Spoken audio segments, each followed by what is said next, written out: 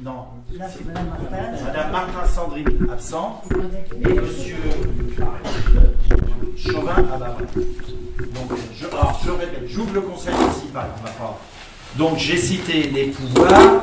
Donc, en tant qu'absent, Monsieur Buzine Stéphane, Madame Sandrine Martins et Monsieur Didier Chauvin. Voilà. J'ai rien oublié. Merci. Donc, avant de procéder à l'ordre du jour, on va nommer le rapporteur, Monsieur Laroche-Nicolas, s'il est toujours d'accord. Vous portez le cahier. Merci.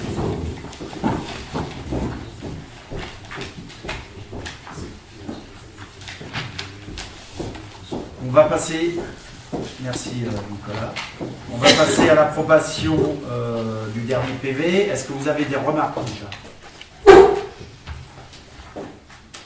Non? Pas remarques. Donc je procède à l'approbation. Qui est contre? Qui s'abstient? Qui est pour? N'oubliez pas de lever l'unanimité. Quand c'est l'unanimité, ça va.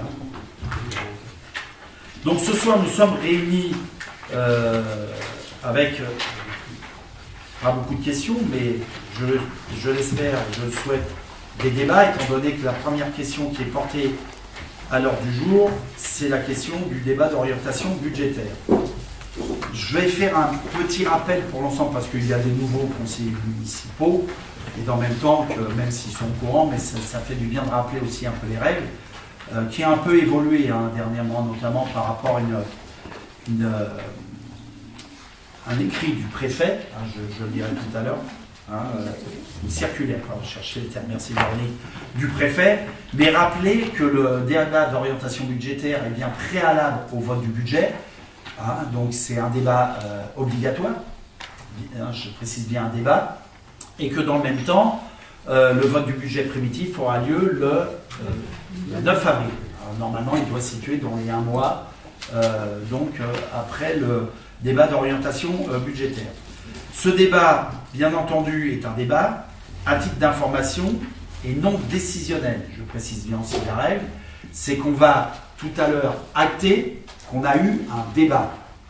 On ne va pas voter sur le débat d'orientation et les orientations budgétaires que je vous propose, que je vous ai proposé déjà dans l'ordre du jour que j'ai fixé il y a une dizaine de jours, que vous avez eu, j'espère que tout le monde a eu, mais on va acter par le vote qu'on a eu un débat. C'est comme ça, c'est la réglementation, ça se fait, on l'a fait dernièrement à la CU, ça se fait dans toutes les villes de France. Donc n'attendez pas de faire bouger les orientations ou pas dans le débat, on peut en prendre acte du débat. Moi je prendrai note aussi des choses, des évolutions que vous souhaitez apporter avant le vote du budget. Par contre, le vote du budget entérinera, bien entendu, le budget pour l'année en cours. C'est la réglementation, j'ouvre la parenthèse et je la referme tout de suite après. C'est vrai que souvent, chaque année, on nous propose d'avoir un débat d'orientation budgétaire. Quand on sait que quand on est élu, on a un mandat de 6 ans, c'est déjà compliqué de faire dans les 6 ans tout ce qu'on a apporté ou tout ce qu'on propose, parce que vous le verrez, dans les 6 ans, il peut se passer beaucoup de choses. Et chaque année, en plus, on nous demande de présenter un débat d'orientation budgétaire qui est souvent l'émanation de ce qu'on a porté. Et il y a des bougées forcément par rapport au contexte, mais normalement, on redit souvent les mêmes choses, j'aurais tendance à dire, par rapport au moins à l'équipe majoritaire. Donc, je précise bien que je vous ai envoyé l'ensemble des éléments de ces orientations politiques et budgétaires, et je ne vais pas vous faire l'affront de vous lire l'ensemble du doc, mais je vais vous donner quelques éléments de réflexion en introduction. L'ensemble du doc, vous l'avez eu, tous, il est précisé quand même par la circulaire du préfet qui doit donner des éléments un peu plus précis sur le budget. Vous les avez eus sous forme de tableau, donc si vous avez des questions, ça sera le débat qu'il fera tout à l'heure. Il n'y a pas de souci, je pourrai et on pourra y répondre, quoi qu'il en soit, avec ma première adjointe et mon adjointe aux finances. Mais en tout état de cause, les éléments, vous avez l'ensemble des éléments qui vous ont été donnés. Donc dire aussi qu'il n'y a pas de surprise quant à ma détermination et celle de ma majorité de construire le projet que nous avons bien entendu porté en amont, d'avoir été élus, étant donné qu'on a été élus sur un projet, et des orientations politiques, et surtout, je le dis sincèrement, c'est un projet qui va beaucoup plus loin. Vous savez que j'ai, avec mon équipe majoritaire, une feuille de route que je regarde souvent. Les services et mon DGS ou ma directrice de cabinet le sait, pour voir où on en est. Parce que quand on est élu par des administrés, on n'a pas le droit de leur mentir. Alors c'est vrai, vous le verrez, il y a le contexte qui a évolué, qui a changé. Mais dans le même temps, je l'ai toujours dit, j'étais pas le Père Noël, et je ne souhaite pas être le Père Noël. On critique beaucoup les élus, et on les a critiqués beaucoup, souvent en leur disant « Vous nous prévoyez avant chaque élection de faire ça, et vous ne le faites jamais, vous faites autrement. » Moi, j'avais fixé une feuille de route que je garantis aujourd'hui, politiquement, par rapport à des orientations politiques, mais aussi que je souhaite garantir par rapport aux finances et à la taxation des administrés, parce que je pense que c'est important, surtout dans un contexte politique et budgétaire compliqué, vous l'avez bien vu. Et donc c'était ça, je dirais, la garantie que j'avais mis, c'était la maîtrise de l'imposition communale, et vous le verrez aussi au travers du budget, j'en dirai plus bien entendu dans un mois, mais que je souhaite toujours qu'on garantisse cette maîtrise pour nos Magnanvillois à minima, parce que c'est important dans un contexte économique et social de plus en plus compliqué. Par contre, ce que je voulais vous dire, c'est que le contexte forcément a changé, a évolué. On a eu des élections présidentielles, des élections législatives, on a un nouveau président de la République, une nouvelle Assemblée, un nouveau Sénat en même temps, et que dans ce cadre-là, il y a eu, au-delà des annonces fortes, comme la réduction des déficits publics, la refonte de la taxe d'habitation, si vous voulez, on pourra en parler. J'ai certains nouveaux éléments aussi, peut-être à vous donner, peut-être que vous en avez aussi d'autres, certains sont cloches, mais bon, là, on a été vu, et j'ai eu la chance de rencontrer des sénateurs et des députés dans la dernière période qui voient où on va un peu plus précisément par rapport à cette refonte de la taxe d'habitation. Ne croyez pas, et je ne l'ai jamais cru, je ne suis pas un doux rêveur, qu'on allait enlever la taxe d'habitation à l'ensemble des administrés sans leur demander quelque chose, je dirais, en plus ou à minima identique. On a quand même, je dirais, besoin aussi, nous, et c'est normal, les collectivités, de subvenir aux besoins de la population, parce qu'on est en direct avec la population, mais en tout état de cause, bien entendu, c'est pas parce qu'on va supprimer la taxe d'habitation en 2020 qu'il n'y aura pas d'autres mesures qui vont toucher au porte-monnaie des administrés. Je pense que je ne suis pas le seul à être un doux rêveur, mais en tout état de cause, tout le monde le pense aussi. Et puis, bien entendu, d'autres mesures qui touchent les finances locales, notamment par rapport à la baisse de la DGF. On est dans la continuité des gouvernements précédents. Je n'ai pas à juger ce soir, et je ne me permettrai pas de juger, au sein même de cette instance, de savoir si c'est bien ou pas bien. En tout état de cause, c'est un constat que je fais, parce que c'est réel aujourd'hui, et on l'a vu dans les 3 ans, pour l'instant, de mandat. Donc, il va nous être demandé, bien entendu, aux collectivités, de porter une part importante de ces mesures, notamment par rapport à la baisse de la DGF, par rapport aux pertes de recettes qu'on a, dans le cadre de l'objectif de réaliser, le président de la République l'a confirmé, 13 milliards d'euros d'économie. Sur le mandat, c'est énorme. C'est énorme. C'est un peu dans la continuité, dans ce qu'on avait connu avant, c'était 11 milliards, je pense. On est à 2 milliards. Et me dire 2 milliards, qu'est-ce que c'est? C'est quand même important pour les uns et pour les autres. À ce contexte national, je vous l'ai dit ici plusieurs fois, nous avons vu se créer une nouvelle communauté urbaine. On était avant à la Camille, maintenant on est à la communauté urbaine Grand Paris Seine-et-Oise, beaucoup plus grande, qui va de Conflans-Sainte-Honorine en passant par Poissy, les Mureaux, Achères, Aubert jusqu'à Mantes-la-Jolie, et Magnanville en fait partie. Donc il y a un nouveau contexte aussi, qui a eu du mal, bien entendu, à se mettre en place. Mais l'important pour nous, et ce qu'on a vécu et ce qu'on va continuer à vivre, c'est l'ensemble des transferts de compétences. Alors, je sais qu'à la Camille, on avait déjà pas mal de compétences de transférer, mais là, pour le coup, on a transféré les plus importants. Pour moi, et pour nous, je pense, le vécu de nos administrés, c'est la compétence voirie, au sens large du terme, avec l'éclairage public, avec la propreté urbaine. Bon, toutes les compétences sont parties à la CU, mais ces transferts se sont soldés par aussi des transferts de fonctionnaires. On a transféré des fonctionnaires de la commune à la CU, étant donné qu'on a pu ce travail à faire. Donc c'est le travail quand même de proximité qui est parti quelque part, même si ça va mieux, j'aurais tendance à le dire avec la CU. Mais cette proximité est quand même partie avec nos fonctionnaires qui ont été mobilisés, pas mobilisés mais mutés, et puis aussi le transfert financier par une participation financière. Forcément, quand on ne fait plus de travail, on ne peut plus le budgéter dans nos comptes. Et je rappelle aussi, ça a été transféré au travers l'attribution de compensation, qui a été provisoire en un temps, qui est plus fixe maintenant. Et là, on est redevable, nous, bon, je ne refais pas le débat que j'avais fait ici. Bon an, mal an, je le dis tel que je le pense encore, je pense que la CU, aujourd'hui, a pris un rythme, peut-être pas de croisière, mais un rythme qui nous permet, dans le même temps, d'avoir la visibilité sur les travaux engagés.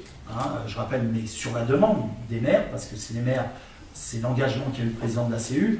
Je suis vice-président de la CU, je suis là aussi, dans le même temps, pour valoriser, critiquer quand il faut critiquer, mais valoriser aussi quand les choses sont bien. Vous l'avez vu qu'à Magnanville, on a quand même cette chance d'avoir eu beaucoup de travaux dans la dernière période. Et mon adjoint aux travaux ne s'en plaindra pas, tant sur l'éclairage public. Vous avez vu qu'on a refait l'avenue, on est dans la continuité de diminuer nos coûts de fonctionnement, mais j'y reviendrai aussi tout à l'heure, en éclairage public avec les LED. Ceux qui ont regardé le journal de 20h il y a quelques temps, il parlait des collectivités où ça avait un coût très important pour les collectivités. On a passé l'avenue des Tilleuls, l'avenue des Acacias en LED, on continue au fur et à mesure le travail engagé, donc il va nous diminuer nos coûts de fonctionnement, qui éclaire mieux les rues. Bon, c'est vrai qu'au départ ça peut choquer parce qu'on a un éclairage un peu plus blanc, mais comme l'avenue de l'Europe, comme tous les éclairages qu'on a fait sur les voies, comment on appelle ça, qui s'éclairent quand les gens passent. La coulée verte, voilà, merci Greg. Donc voilà, donc je pense qu'il y a des choses bon, le nombre de routes, Christian, qu'on a refait dans la période, si suite à leur demande, mais aussi on a refait du parking, non, c'est pas terminé, mais sur l'espace des France, là, autour des écoles, c'était vraiment, même si ce manque, je le dis, tel que je le pense encore, si on a des problèmes sur cet espace-là, c'est qu'il y a un problème aussi d'incivilité des gens. Quand on dépose les gamins à l'école, on dépose pas sa voiture la journée, d'accord. Quand on passe sur les bandes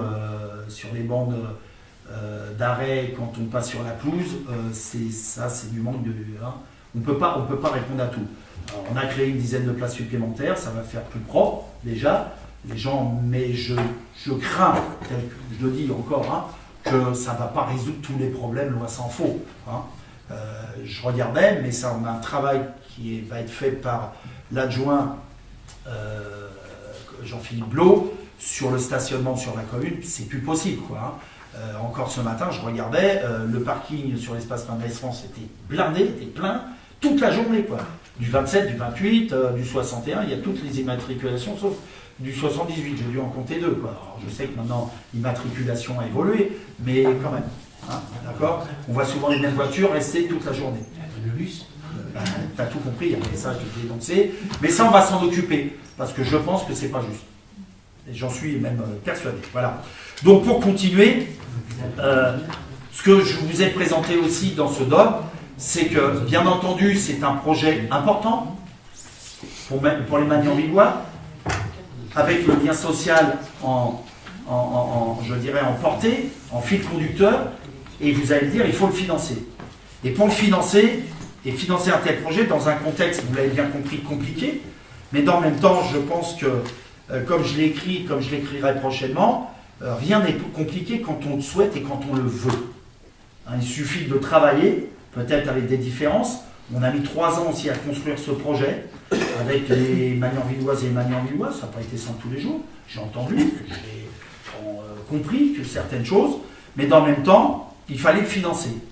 Et financer un tel projet, j'ai fixé une feuille de route, bien entendu, à ma nouvelle adjointe, ma nouvelle première adjointe, mais qui n'a pas eu trop parce qu'elle est arrivée là, en pleine période, mais adjointe à la politique financière, et au DGS, à Grégory Gélinet, et bien entendu qu'il l'a fixé à ses services, pour que ce projet soit financé sans que la fiscalité locale soit, je dirais, exponentielle. Donc toujours avec l'objectif de maîtriser les finances locales et de maîtriser l'imposition. C'était et c'est un atout important qu'on se devait de réussir. Vous le verrez dans la présentation des prochains budgets.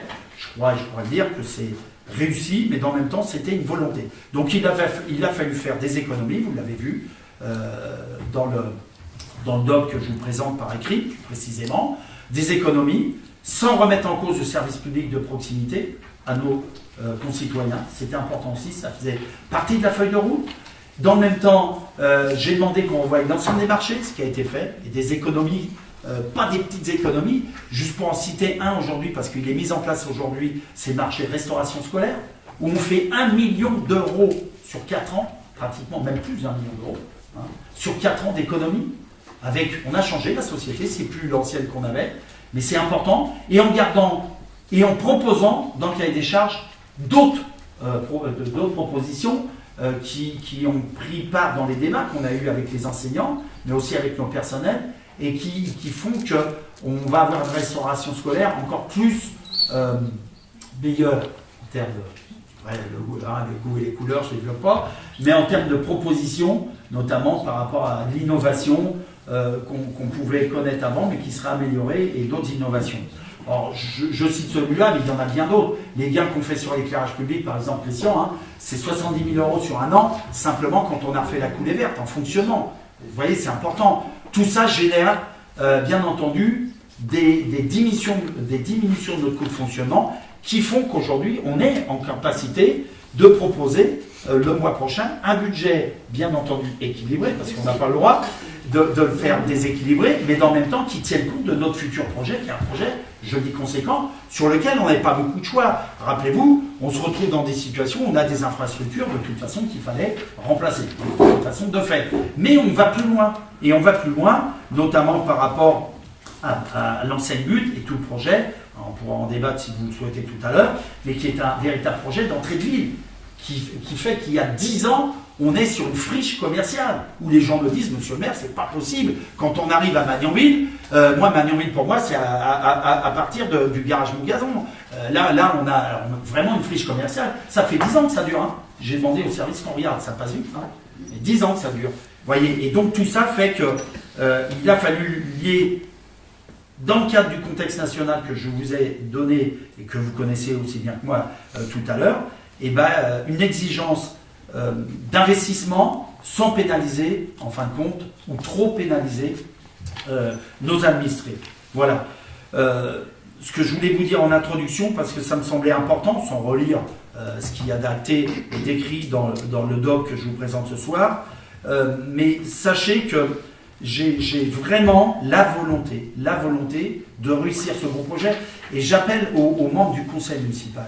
Parce que souvent, on parle de majorité, et c'est vrai qu'il y a une majorité, il y a une opposition, c'est la vie, c'est comme ça. Mais je pense que, par rapport au contexte, que vous connaissez aussi bien que moi, par rapport à la volonté que j'ai eue avec ma majorité, que j'aurai et que j'ai toujours, de continuer à faire que Magnanville, ça soit vraiment une ville où il fait bon vivre, avec des infrastructures qui répondent et qui correspondent aux besoins des gens. On a tout mis, on n'a pas que les infrastructures sportives ou culturelles, vous l'avez bien vu. On a ce lien social au travers d'une nouvelle bibliothèque médiathèque. On a les commerces de proximité qu'on n'a jamais eu à Magnanville, qui ont déjà commencé à s'ouvrir au Magnanvillois, même si c'est en bas, entre guillemets, excusez-moi du terme bas, mais qu'on va construire ensemble. Moi, j'invite l'ensemble du conseil municipal, sincèrement, à s'appuyer sur ce projet-là, sans connotation quelle qu'elle soit. Parce que je pense qu'on est élu, et avant tout on est élu, moi je suis le maire des Magnanvillois, je l'ai dit, de tous les Magnanvillois, et je pense que le conseil municipal, on est élu pour les Magnanvillois. Hein. Voilà ce que je voulais vous dire ce soir. Et pour terminer, pour remercier bien entendu mes services, parce qu'ils ont bossé, Charline, et elle continuera à travailler à l'arrivée en cours de mandat, en plus Charline, hein, donc elle venait d'une grande ville, s'approprier le fonctionnement d'une ville périurbaine, c'est pas simple, avec l'histoire qu'on avait, mais elle s'y est mise très vite. J'ai fait des changements, je ne reviens pas dessus.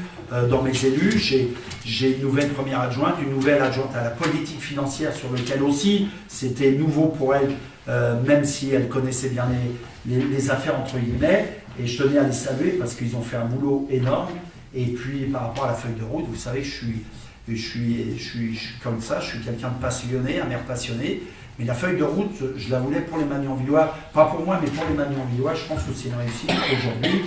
Et ça me permet de les remercier et de terminer et d'ouvrir le débat sur l'ensemble de ce projet, et politique et bien entendu budgétaire. On aura le débat aussi sur le budget, bien entendu, d'ici le mois d'avril. Voilà, merci à vous toutes, merci à tous ceux qui ont travaillé et œuvré pour ça. Et à vous la parole. Et allez-y, c'est un débat. Je vous ai pas dit la messe. Oui. Comment ça, si vous voulez bien? Oui, oui. En plusieurs lieux, on a un certain nombre de questions, d'interrogations, de points sur lesquels on souhaite porter votre attention, qui suivent à peu près l'ordre de présentation du document, donc je le balaye si vous voulez bien, et puis, soit on discute au fur et à mesure, soit... Allez-y, allez-y. Le débat est ouvert pour tous les élus du Conseil. Je permettrai juste un petit préambule, si vous me permettez, sur deux points qui me semblaient quand même assez importants. Un, sur un point de méthode. Voilà, on a un projet qui est présenté, qui a déjà fait l'objet de présentation en conseil municipal, mais qui, à notre connaissance, a été très peu, voire pas du tout débattu en commission. Il me semblait que c'était l'occasion, les commissions justement, de pouvoir aborder un certain nombre de sujets, pas que financiers d'ailleurs, sur les questions de politique culturelle, sur les politiques, sur les questions de l'aménagement du territoire, bref, sur l'ensemble des commissions qui sont impactées par ce projet de loi. Donc ça, c'est un premier point. Le deuxième point, c'est sur le document qui nous est présenté. Je vais essayer d'être équilibré dans les propos. Il y a une évolution de la présentation par rapport au document des années précédentes, avec des points qui étaient plutôt positifs, dans le sens en tout cas des améliorations, notamment sur la volonté de présenter une prospective qui est un peu plus élaborée que ce qu'elle était dans le document précédent. À l'inverse, il manque quand même pas mal de choses sur les chiffres un peu durs. J'entends par exemple les chiffres 2017. Aujourd'hui, à la lecture du document, on ne peut pas voir le montant des dépenses de fonctionnement, même estimé de l'année 2017. Donc, ça manque vraiment pour pouvoir avoir une analyse un peu précise. Donc, on a des courbes, mais enfin on navigue sur des dizaines de milliers d'euros, pas quelque chose de très précis. Donc ça, c'est deux petits préambules, mais qui sont importants, c'est-à-dire qu'on vous évoquez le fait de pouvoir travailler pour l'ensemble des Magnan-Villois. La participation en commission fait partie de ce travail-là. Et puis la possibilité d'avoir des éléments un peu solides pour baser le raisonnement est aussi assez important. Ce préambule étant été fait, quelques remarques. Vous avez évoqué le contexte national. Je me permettrai, si vous voulez bien, de revenir très légèrement sur deux points qui sont forts dans les évolutions des relations entre l'État et les collectivités. Là aussi, comme vous, mon objectif, c'est pas de juger la politique qui est menée, mais c'est d'essayer d'en tirer les conséquences pour notre mieux. Et parmi ces deux points, il y a deux éléments qui sont importants, vous les avez signalés, la suppression de la taxe d'habitation, plus exactement, en tous les cas dans les 3 ans qui viennent, un dégrèvement de taxe d'habitation pour les Magnan-Villois, qui doit, si on suit les propos du président, se traduire à terme par une suppression pure et simple de la taxe d'habitation, qui sera remplacée, compensée pour les collectivités, mais enfin, on n'aura plus la taxe d'habitation, on aura autre chose. Donc ça porte des questions, puisque une partie du financement du projet historiquement est établie sur l'augmentation des taux d'imposition de 1% par an, sur la taxe d'habitation et sur la taxe foncière. Aujourd'hui, s'il n'y a plus la taxe d'habitation, comment vous envisagez l'évolution de la fiscalité? Deuxième point qui est complémentaire quand même de cette réflexion, c'est qu'il y a une nouvelle relation entre l'État et les collectivités. Alors, on a dit que c'était la continuité de la méthode précédente. C'est pas tout à fait vrai, me semble-t-il.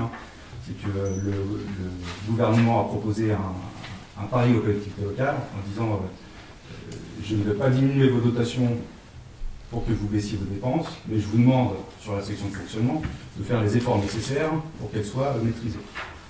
Pas qu'elles diminuent, qu'elles soient maîtrisées, puisqu'il y a une possibilité d'évolution qui est de 1,2%. Pour les grandes collectivités, Pour les grandes. ça se traduit par du contrat. Alors là où je pense qu'il faut être plus précis, ça veut dire que c'est pas parce que les petites collectivités n'auront pas de contrat avec les préfets que cet objectif global de 1,2%, qui est l'objectif pour l'ensemble des collectivités locales, ne doit pas être vu comme si ce n'est un objectif à atteindre, en tous les cas un objectif, un indicateur de l'évolution des dépenses de fonction. Donc ces deux éléments-là sont particulièrement importants et on sera vigilant sur les évolutions dans les années à venir, notamment l'évolution des dépenses de fonctionnement. Vous avez évoqué un certain nombre de mesures qui ont été mises en place. On notera l'impact que ça peut avoir sur les budgets. Mais l'objectif derrière, comme ces deux objectifs, la suppression de la dette professionnelle et la limitation de la hausse des dépenses, c'est de permettre aux collectivités d'augmenter leur épargne pour se désendetter. Et si on prend notre cas à nous, c'est désendetter puisqu'aujourd'hui il n'y a pas d'emprunt, en tout cas c'est être en mesure de financer nos dépenses d'investissement.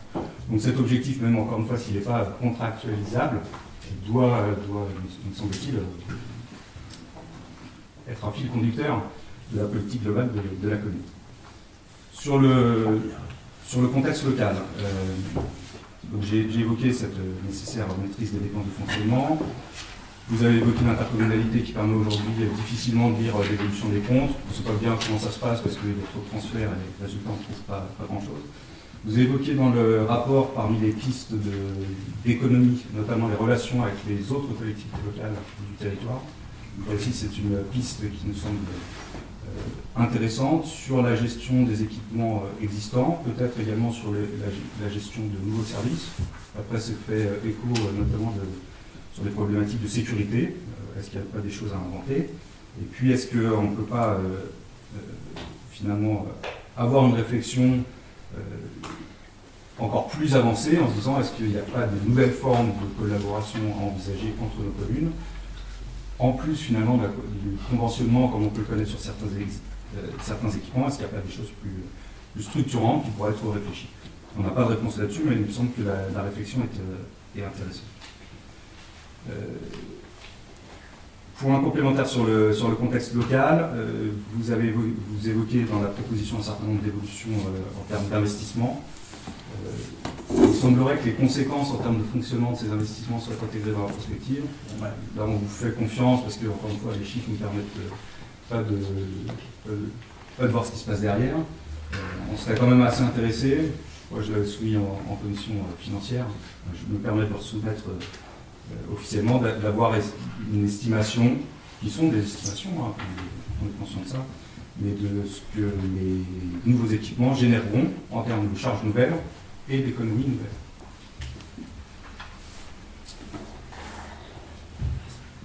Et le coût des départs. Oui, effectivement. Sur l'opération globale, essayer de voir quelles vont être les conséquences. Sur le point de la rétrospective, encore une fois, les chiffres ne nous permettent pas de dire quoi que ce soit, donc je ne me prononcerai pas. Je ferai juste une petite remarque précise dans la présentation que l'épargne a augmenté entre 2015 et 2016, entre 2016 et 2017, pardon. C'est uniquement le fait de la bascule de l'AC, il me semble, en section d'investissement, enfin l'épargne en tant que telle, je pense que c'est bien de le préciser, est restée stable. J'ai plus les chiffres en tête, on passe de 500 à 700 quelques, c'est uniquement la bascule d'une partie de l'AC en section d'investissement. Maintenant, sur les éléments de prospective, sur les projets présentés, alors on a noté qu'il y avait des modifications par rapport au projet qui avait été présenté l'année dernière, qui tiennent compte de la remontée des données du droit, d'un affinage du projet, on s'en félicite. Sur les éléments qui sont présentés, on a un certain nombre de questions, d'interrogations qu'on va vous soumettre.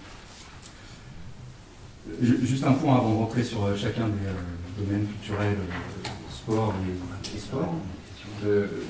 Dans le projet initial, il y avait Juste, monsieur Arroche, ouais. Est-ce que vous voulez qu'on réponde avant d'attaquer? Parce qu'après, sur les prospectives, non, mais comme vous voulez, par rapport au débat. Moi, et après, si vous voulez, et après on rebondit vraiment plus précisément. Parce qu'il y a des questions là qui sont vraiment à partir du constat qui sont politiques, sur lesquelles on peut vous répondre, ou qu'on ne vous répond pas. Aujourd'hui, quand je ne peux pas répondre, je ne réponds pas.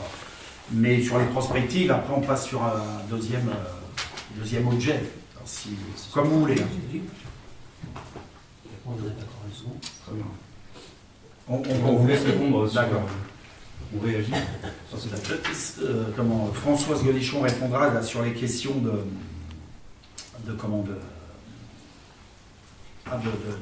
financement par l'impôt, hein, parce que je pense que vous le verrez, mais c'est pas totalement vrai. Moi, le but, c'est pas de financer par l'impôt. Je l'ai dit dans mon introduction au préalable, ça serait trop facile de dire on investit, on finance par l'impôt. C'est pas le but et c'est vraiment pas la feuille de route que j'ai fixée aux uns et aux autres. Par contre, sur deux ou trois questions que j'ai notées, point sur la méthode. J'ai mal compris. En commission, on n'a pas de débat, il n'y a aucun débat, et j'ai pas eu une commission qui a eu un débat sur le DOM, sur les orientations. C'était sur le projet de ville. Sur le projet de ville. Enfin, sur le DOM aussi, il me semble que l'année dernière, il y avait une commission en amont de la. Je les mentionne, en amont du débat d'orientation. Bah là, cette année, je n'en ai pas fait. Donc, de toute façon, partons du principe que. Et sur le projet de ville, effectivement, sur un projet comme la médiathèque, il me semble que la commission qui s'occupe des affaires culturelles peut avoir des choses à dire et peut avoir des réflexions intéressantes sur ce sujet. Sur deux choses. Sur le DOB, peut-être que ça s'est fait, mais moi je ne souhaite pas avoir de commission, parce que c'est un débat d'orientation, donc c'est un débat, je dirais, politique. Je ne vois même pas à quelle commission l'associer. Le budget, c'est les finances, mais on n'est pas sur le budget simplement, on est sur les orientations budgétaires. Donc, je ne ferai pas de commission, je préfère qu'on ait le débat. Le lieu où il y a le débat le plus approprié, c'est bien le conseil municipal. Et je l'ai dit, j'évolue aussi. Depuis 3 ans, j'ai évolué dans mon fonctionnement. Pour les plus anciens qui connaissent l'ancien fonctionnement, on n'a jamais eu des débats comme ça. Donc je me félicite qu'on puisse avoir le débat et qu'on puisse le travailler en amont, comme je vous l'avais dit. Sur la question du projet de ville, je le rappelle, je le redis encore aujourd'hui, j'ai mis en place des groupes de travail. Je vous ai associé, je vous avais demandé qui pouvait y participer. Bon, bref, vous pouvez ou vous ne pouvez pas. Dans le cadre du projet de ville, il y a eu beaucoup de réunions qui ont été faites au travers des groupes de travail. J'ai préféré travailler en groupe de travail sur ce projet de ville. Pourquoi ? En commission, vous le verrez aussi, mais la commission, c'est un peu plus, je dirais, finalisé, j'aurais tendance à dire. Le groupe de travail, regardez comment j'ai souhaité vraiment travailler. J'ai mis 3 ans à rencontrer les habitants, les Magnan-Villois. Vous y étiez associés, vous êtes venu ou pas venu. C'est moi, quand j'associe, je ferme la porte à personne. Vous êtes déjà Magnan-Villois avant toute chose. Donc les gens sont venus, au travers, on a fait des réunions de quartier, ça a avancé, après on a fait des réunions beaucoup plus resserrées, notamment où la salle était pleine au Colombier. Forcément, ça a forgé mon positionnement, on en a discuté, mais ça c'est ma responsabilité politique majoritaire, et vous le dites vous-même, il y a eu des évolutions dans ce projet de ville. Maintenant, on est plus à l'identification, il est tranché le projet de ville. Pour moi, il est tranché. Il y a plusieurs phases, mais il est tranché.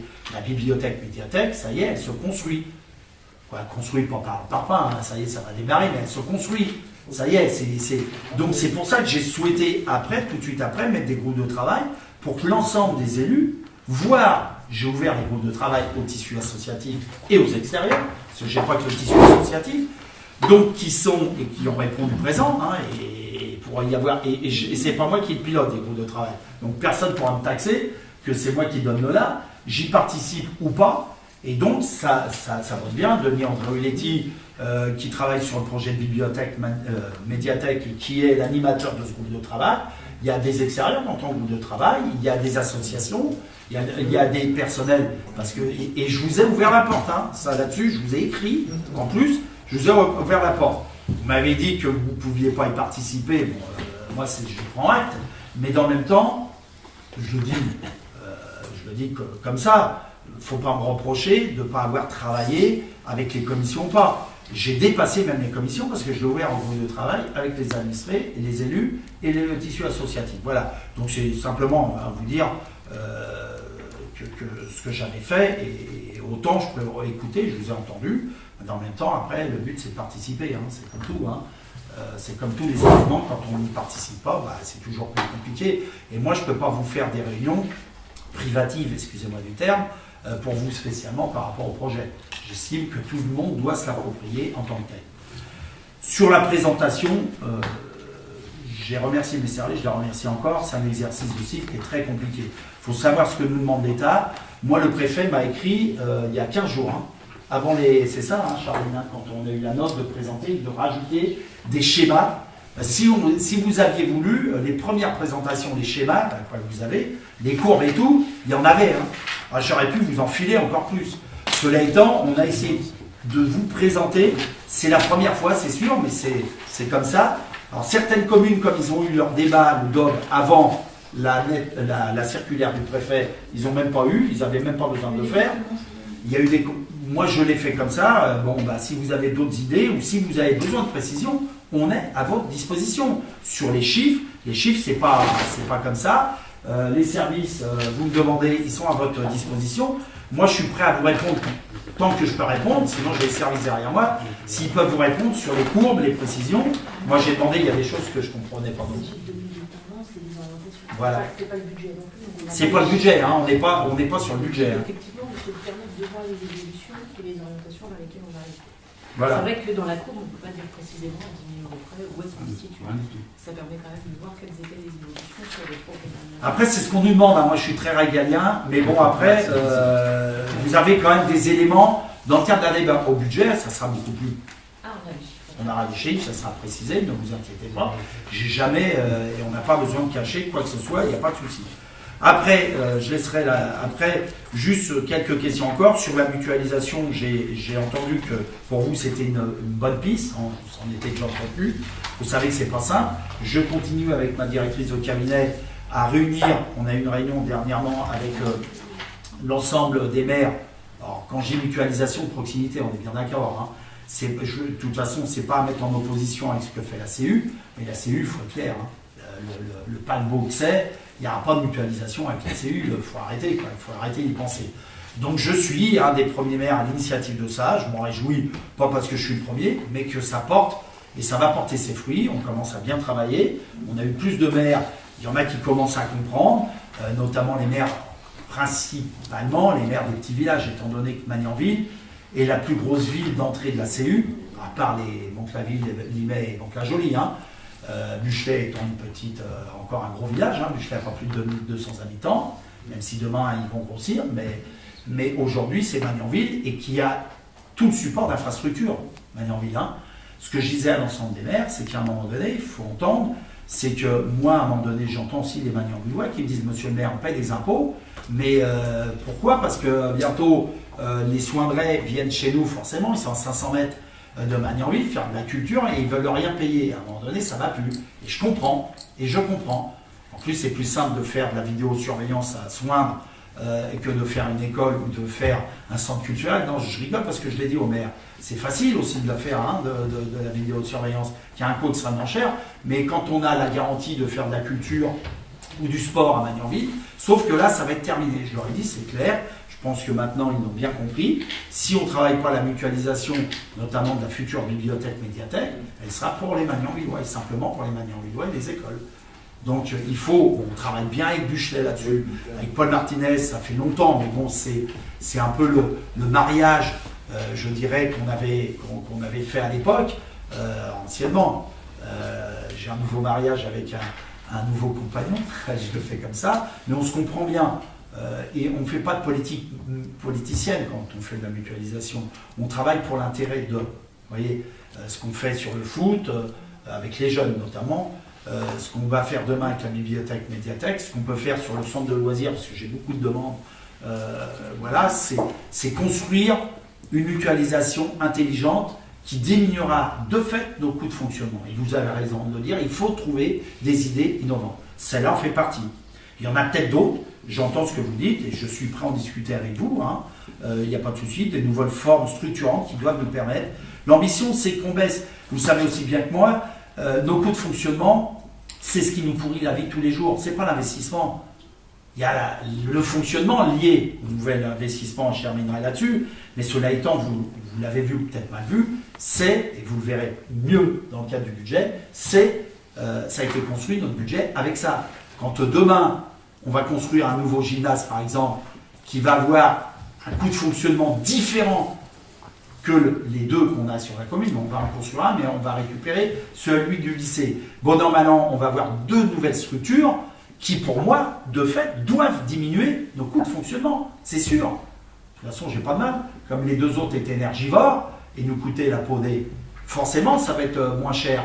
Mais dans le même temps, vous avez raison, une nouvelle bibliothèque médiathèque, une nouvelle, on n'en a pas. Ça, c'est clair. Une bibliothèque médiathèque va nous demander plus de coûts de fonctionnement. Parce que l'ambition que j'ai, c'est d'ouvrir cette bibliothèque médiathèque le plus souvent possible pour faire bénéficier nos administrés. Si on fait 8h midi, 13h, 16h, c'est sûr qu'on ne va pas avoir grand monde. Voilà, donc il faudra l'ouvrir le samedi, voire le dimanche, pourquoi pas, et puis c'est pas gênant. Il faudra se structurer, j'ai déjà demandé qu'on y réfléchisse, mais ça va être un coût supplémentaire. Mais on l'a déjà intégré. Charlie, d'accord. Je ne me trompe pas là-dessus, donc j'avais demandé. Donc, voilà. Donc, vous voyez, c'est peut-être moins visible pour vous aujourd'hui, ça le sera plus dans le budget, mais sincèrement, et puis on a construit, vous le verrez, dans la présentation du budget préventif, on l'a construit large, parce que dans le même temps, il ne faut pas arrêter ce qui fait et ce qui a fait la force de Magnanville. Le tissu associatif, dans son ensemble, le lien social. Vous voyez, toutes ces questions-là nous sont véritablement posées. C'est qu'aujourd'hui, l'investissement qu'on fait, j'ai demandé que ça soit, et vous aurez les chiffres, j'ai donné des chiffres tout à l'heure, on va les préciser plus pour le budget, mais quand je dis avec certitude que le nouvel éclairage public qu'on est en train de construire en mettant des LED aujourd'hui à Magnanville va nous diminuer nos coûts de fonctionnement, je le dis, c'est un coût d'investissement. Forcément, une LED, ça coûte, et encore, je ne suis pas sûr, Christian, ça coûte plus cher qu'une lampe à, je ne sais pas comment ça coûte. Même si ça coûte plus cher, le but, c'est de diminuer nos coûts de fonctionnement. Et ça, c'est une innovation. Les gens, moi, je vais me balader l'autre fois, j'ai vu des gens, là, bon, l'hiver surtout, courir, ils m'ont dit, monsieur le maire, c'est super, on a toujours un peu de lumière, on n'y voit pas, mais on a toujours un peu de lumière, ça nous sécurise, mais quand on court, ça s'allume devant nous, et c'est un coût, je veux dire, de fonctionnement, mais qui diminue. C'est dommage, je vous l'accorde, qu'on n'y a pas pensé avant. Sincèrement, quand on a fait des structures à l'époque énergivores, même notre cours de tennis couvert, sincèrement, moi je le dis, ça sera aujourd'hui, je ne sais pas s'il serait fait comme ça, mais il serait fait certainement différemment. Voilà, ça je peux l'assurer. Voilà ce que je voulais pour répondre déjà à des questions à droite. Sur la mutualisation, si vous me permettez de... Oui, allez-y. Je peux compléter, parce que là vous évoquez le cas de communes qui ne disposent pas d'équipements et qui bénéficient des équipements qui sont les nôtres. Je pense que dans les mutualisations, il faut aussi réfléchir à des communes qui ont des équipements. Tout à fait. On a discuté avec eux. Et qu'il faut prendre en compte dans nos réflexions à nous sur les équipements qui sont les nôtres. Je prends un Tout à exemple. fait. Ils ont un super salle de sport avec un dojo qui est magnifique. Ça ne sert à rien dans le projet de salle de sport. On intègre ça. Enfin, alors, sauf s'ils nous disent, là, vous n'avez vraiment pas le droit d'y aller. Je ne pense pas qu'ils soient dans cette démarche-là. Donc, qu'on intègre ces éléments, qu'on ne soit pas que des fournisseurs, mais qu'on soit aussi des bénéficiaires. Tout à fait, monsieur Laroche. Vous avez parfaitement raison, parce que le dojo, et je l'ai dit aux associations, à la présidente de l'ESM dernièrement, c'est clair, il n'y aura pas un dojo comme à Buchet, à Magnanville, dans le nouveau gymnase. Je ne sais même pas s'il y en aura un, ce qui est prévu, je ne sais pas, je ne suis pas encore là. Donc tout est à cause, en plus, on a un dojo dans le nouveau gymnase du lycée qu'on va récupérer. Ne croyez pas que je vais en construire l'identique, et vous avez raison. La mutualisation, elle ne se fait pas qu'ascendante, elle se fait aussi descendante. Et les petits villages peuvent nous apporter aussi parfois, dans le cadre de leur mutualisation, certaines choses. Moi je le dis, pourquoi pas mutualiser aussi du matériel à un moment donné. Vous voyez, il y a des choses, ça serait complètement déconnant, je le dis souvent, d'acheter un matériel à Magnanville de reprographie, mais d'autres techniques, alors qu'on pourra en faire bénéficier, parce que, regardez sincèrement, la période hivernale qu'on a eue, qui est exceptionnelle. Allez, j'ouvre la parenthèse là-dessus, parce que sincèrement, ça m'a fait sourire. On nous compare, certains veulent nous comparer aux Québécois. Moi, je connais bien le Québec, quoi. C'est un pays magnifique, mais ils vivent 200 jours de l'année sous ça de neige, quoi, sur 2 mètres de neige. Ils ont des magasins sous terre à Montréal. Pour ceux qui y ont été, qui ont eu la chance, vous allez vous passer la journée, parce que dehors, vous ne pouvez pas aller faire vos courses. Il faut arrêter de faire des intercomparaisons comme ça. C'est délirant. Est-ce qu'on va investir, nous, communes? J'ai déjà 2 tractopelles, c'est ça, 2 tracteurs avec des pelles, tractopelles, avec des pelles. On a la CU qui est des neiges. Bon, je pense que la grande majorité des Magnanvillois étaient, parce que faut savoir, jour et nuit, quoi. Je ne sais pas si j'ai eu l'occasion, mais à les remercier, les féliciter. J'étais moi-même sur le terrain, nuit et jour avec les gars. Je peux vous dire que les Magnanvillois étaient contents parce qu'on a fait le maximum. Après, je ne sais plus faire. Quand on me demande de déneiger avec du sel, de faire fondre la neige, c'est pas possible. Quoi. Le sel, ça sert à rien sur la neige. Quoi, c'est les lames. Hein. Et d'acheter, je dirais, 10 lames, alors que peut-être qu'on est 5 ans sans revoir l'hiver qu'on a vu, il faudrait être complètement inconscient et mauvais gestionnaire pour le coup. Voyez. Donc oui, il faut vraiment qu'on travaille à du matériel qui nous permette de... moi, le tracteur de mon ami paysan, que je ne citerai pas, il m'a dit, Michel, à 5h du matin, il m'a appelé, il m'a dit, je déneige le rond-point de... Comment il s'appelle? De Soin, quoi. Ben, j'ai dit, super. Super, mais c'est ça la mutualisation, ce que j'appelle intelligente. Et c'est un paysan qui habite dans un petit village, Fontenay-Bonvoisin, pour ne pas le citer. Vous voyez, parce qu'il déneigeait les routes de Fontenay-Bonvoisin, c'est le paysan qui le fait, hein, c'est pas les agents communaux, ils n'en ont pas. Mais et le maire, il a bien du mal. Et vous voyez, c'est sympa, mais à charge de travail intelligent, comme vous le dites. Et ça sera de plus en plus, au moins, je pense, pour Magnanville dans la politique, et je pense que les communes l'ont bien compris aujourd'hui. Et il n'y a pas d'hégémonie des uns sur les autres. Moi, je le dis, il y avait cette crainte-là au départ. C'est pour ça qu'au départ, ça freinait un peu. Ouais, le maire de Magnanville, il veut arriver, dire c'est lui. Non, moi, j'ai pas d'hégémonie.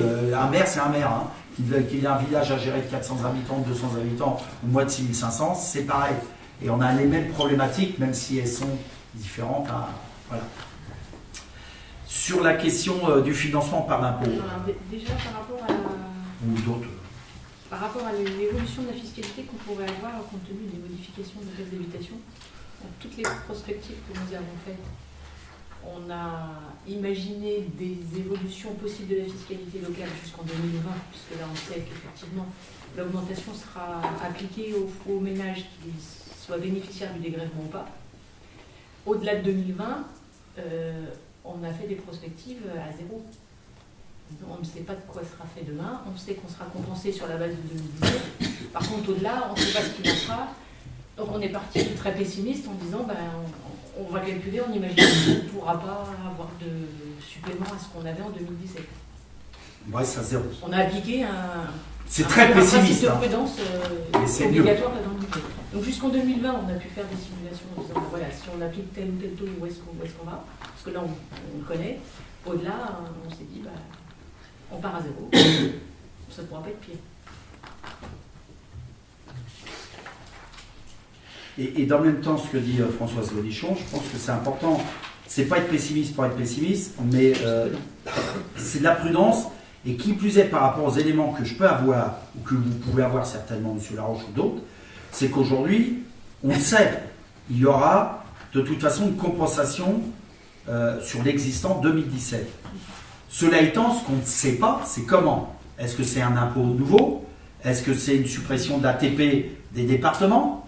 Vous savez aussi bien que moi, il y a deux solutions que je connaisse aujourd'hui. De toute façon, il n'y en aura pas 50 000.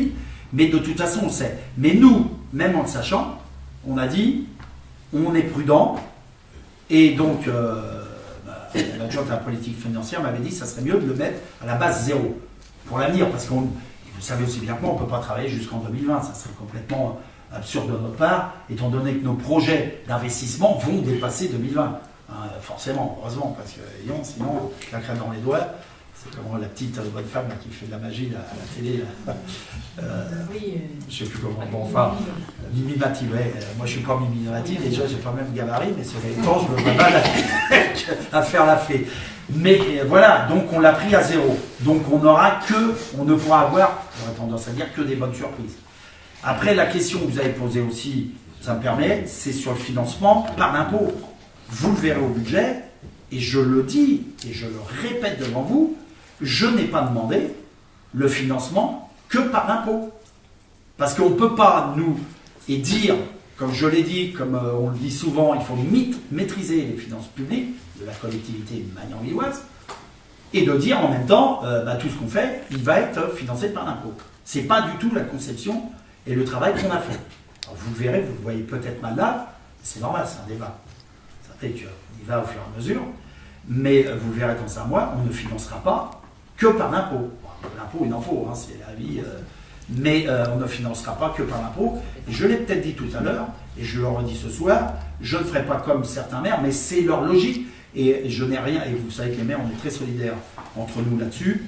Je ne critiquerai jamais un maire qui augmente les impôts locaux parce que c'est sa commune et je lui en laisse la responsabilité. Mais ce que je l'ai dit et je le redis ici ce soir, et vous le verrez, ça se traduira, je n'augmenterai pas, quand je maîtrise la finance publique, les impôts à 2 chiffres. Voilà. On en est très loin. Mais vous le verrez. On proposera une affaire. Mais c'est pour ça que là, je peux le dire ce soir, et j'ai entendu ce que vous avez dit, vous avez raison, parce que parfois, on peut avoir tendance à dire, c'est bien vos projets, il va falloir aussi garantir une évolution du fonctionnement, et j'entends ce que vous dites, et je remets, j'ai peut-être été un peu trop loin tout à l'heure, en disant que c'était la continuité des politiques d'avant.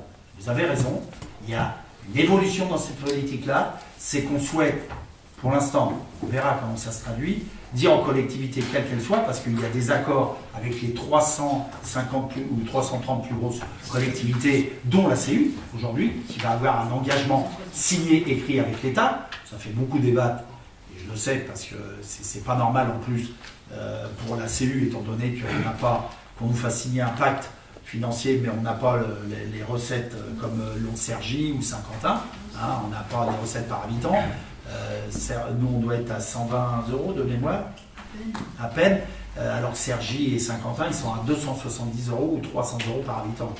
Alors, il faut avoir aussi, je dirais, l'unicité par rapport aux communautés urbaines. Ce n'est pas le débat ce soir, mais j'entends aussi qu'il faut aussi l'État nous a demandé, et moi je suis là pour appliquer aussi ce que nous demande et ce que veut nous faire appliquer l'État, c'est de regarder l'évolution de notre fonctionnement. Et vous avez raison.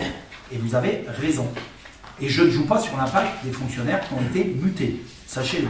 Parce que je pourrais en jouer. En disant, vous avez vu, j'ai baissé. Non, il faut qu'on regarde. Et j'ai demandé, avec Françoise, et au DGS, on a demandé, donc l'ensemble des services, de regarder aussi où on pouvait être forcément, baisser nos coûts de fonctionnement, regarder notre masse salariale. Je dis encore ce soir, je leur ai dit, donc je leur redirai, il faut qu'on la regarde attentivement, même si à un moment donné, la ville progresse en nombre d'habitants. Donc le service public, il y a de plus en plus, et dans un contexte aussi compliqué qu'on l'a aujourd'hui, on a de plus en plus de demandes et de besoins de nos administrés. Mais il faut regarder, il faut avoir la bonne mesure. Et je partage ce que vous avez dit. J'en suis pas au 1,2%. De toute façon, ça n'est pas signifié. Et en même temps, quand il faut regarder, il faut, et j'ai demandé qu'on regarde de bonne façon. Et puis je pense que si globalement les collectivités n'arrivent pas à ce 1,2%, il y aura des sanctions qui s'appliqueront. Le Premier ministre l'a dit, il y aura de nouveau une baisse des dotations. Si on arrive à s'inscrire comme ça, vous avez raison. Quoi qu'il arrive derrière, c'est beaucoup plus facile d'aller négocier en disant attendez, on a fait les efforts nécessaires. Monsieur Laroche, vous avez raison, parce que de toute façon, là aussi, il ne faut pas être un doux rêveur. Ce qui va être appliqué à la CU, quoi, aux autres, aux 330, de toute façon, s'ils n'y arrivent pas, l'impact, il sera sur nous. Il faut être clair. J'ai jamais cru au Père Noël, pour le coup, donc en plus, je baigne dedans à la CU. Voilà. Mais ça va être compliqué. Mais on a tenu compte aussi de tout ça. Mais comme vous l'avez dit, on a cette force aussi, c'est qu'on n'avait pas de remboursement d'emprunt conséquent, qu'on aurait pu avoir, hein, je développe pas parce que la question de l'emprunt, il faudra qu'on en débatte, moi j'ai pas de souci d'en débattre, hein, et vous le verrez dans le prochain budget que je vais présenter, mais l'emprunt a valeur aussi à un moment donné pour subvenir aux besoins des communes, et en même temps c'est tout ce qu'on fait de bonne façon dans un équilibrage normal. Moi je pense, je le redis ce soir, et je faisais partie de l'ancienne équipe, donc j'ai pas de souci de le dire, je pense qu'on a fait des bêtises à l'époque de ne pas pouvoir emprunter, mais au moins un emprunt qui nous permette aujourd'hui, parce qu'on a été obligé de faire des efforts conséquents, quand même en ville, pour dégager une capacité d'autofinancement qui nous permette, vous le verrez au prochain budget, de financer notre projet de vie, pas que par l'impôt. Et surtout pas que par l'impôt. Est-ce que j'ai, pour la première partie, répondu à vos observations, parce que j'en ai oublié. Alors sur le point du financement, parce que là on le survole en disant que ce sera au budget, mais est-ce que vous avez des éléments, c'est pas que par l'impôt, qu'est-ce que ce sera? Du subventionnement, je suppose, de l'emprunt, parce qu'on a quelques ordres de grandeur sur le projet. Oui, c'est ce qu'on a dit dans la prospective. On a estimé le projet global à peu près 8 millions d'euros. Sur ces 8 millions d'euros, on sait qu'on aura besoin d'avoir recours à l'emprunt vraisemblablement pour un quart de son temps. le reste étant financé par nos économies existantes. Et la partie de subventionnement, effectivement, auprès des départements, régions, DRAC, et toutes les subventions auxquelles on va pouvoir prétendre. Maximum. Alors, il y a certains projets sur lesquels on sait que le subventionnement est très important. On va en bénéficier le plus possible. On en découvre encore de temps en temps, par le biais d'informations comme ça qui semblent anonymes, on s'aperçoit que il y a peut-être encore une petite subvention à aller chercher pour un nouveau projet. Je pense qu'avec un quart du budget en emprunt, ce sera suffisant. Sur ce chiffre, c'est 2 millions. Ouais. Vous êtes un batteur. C'est plus parlant comme ça, mais semble-t-il. Mais cela, non mais attention. Moi, je tiens à faire. On est sur une orientation budgétaire, qu'on s'entende bien. Ce qui veut dire qu'aujourd'hui, moi j'ai préféré, et je l'ai dit dans la feuille de route, qu'on soit plus pessimiste qu'optimiste. Cela étant, je veux dire, pour un investissement de 8 millions d'euros, je ne connais pas beaucoup de communes qui fassent ce qu'on fait aujourd'hui. Hein. On est vraiment, je pense, à l'aise. Dans le même temps, attention au chiffre, 2 millions d'euros, vous avez raison, car ça fait 2 millions sur 8. Hein. Mais déjà, je ne sais pas si on aura 8, parce que les bureaux d'études phosphore, les services travail, vous savez, je le dis comme ça, un gymnase, on peut dire que ça coûte 1 million, je ne sais même pas moi. 1 million, 2 millions, non, un gymnase aujourd'hui c'est plus près de 4 à 5 millions d'euros. Ouais. Mais il y a tout, il y a ce qu'on y veut, ce qu'on veut tant, réellement, vous voyez. Donc après, c'est pour ça que je dis attention aux chiffres, on sera plus près. Là, on sait qu'on a bien avancé, la bibliothèque médiathèque, faut me tromper, Denis et Françoise, on est sur une ordre de 2,5 millions d'euros. Ça, c'est clair.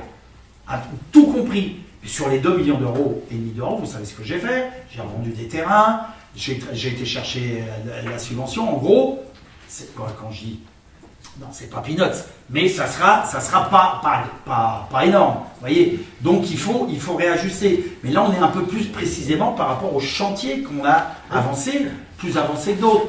Un terrain synthétique ou comment ça s'appelle, l'espace ludique, allez, au pôle des sports, ça peut coûter 1 million, 1,5 million. Je sais pas, il faudra, et on avancera ensemble. Voilà. Les élus, on avancera ensemble. Plus ça va se resserrer, plus les chiffres seront précis. C'est le but. C'est le but, vous comprenez bien. Donc on est sur cet ordre de grandeur-là.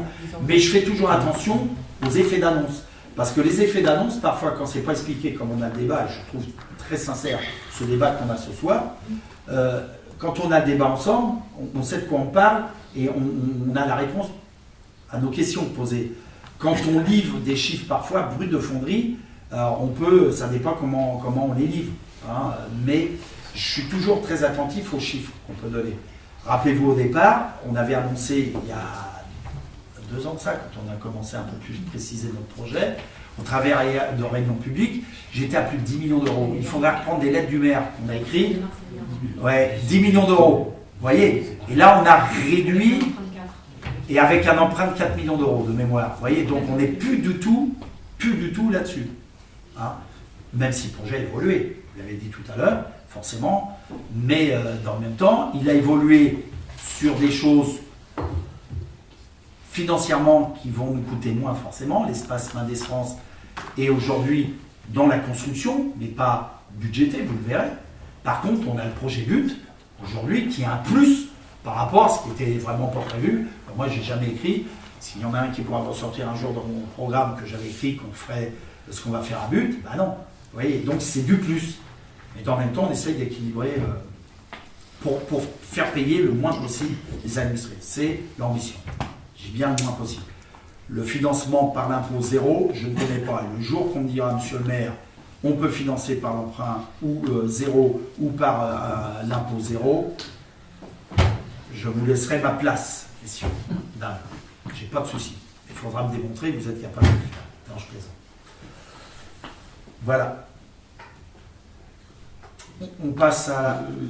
Juste non, encore, allez-y, réagissez. Je m'avais coupé avant que je finisse ma phrase sur les 2 millions. Mon objectif n'était pas de dire c'est beaucoup, c'est pas beaucoup. C'est exactement ce qu'on avait dit l'année dernière. Le montant d'emprunt en tant que tel ne signifie rien. Ce qui est intéressant, c'est la capacité de le rembourser. L'année dernière, on s'était inquiété du montant qui était présenté. Parce que la capacité de le rembourser nous semblait très compliquée. Sur 2 millions, on est sur des choses beaucoup plus raisonnables. Si on a une épargne qui nous a autour de 500 000 euros, en 4 ans, on a remboursé l'emprunt. Enfin, schématique. Ouais, mais on fera pas en C'est 4 à ans. peu près ça, exactement. Mais on est sur quelque chose de raisonnable et dans des ratios qui sont... Tout à fait. Vous avez parlé d'équilibre, c'est aussi ce qui est recherché dans le champ de fonctionnement. Ça va plutôt dans le bon sens. Ouais, Ça on fait vous la écoute. révision du projet était C'est ça le débat écrite aussi, et hein, c'est de d'affiner. s'écouter les uns les autres, c'est normal. Prospective?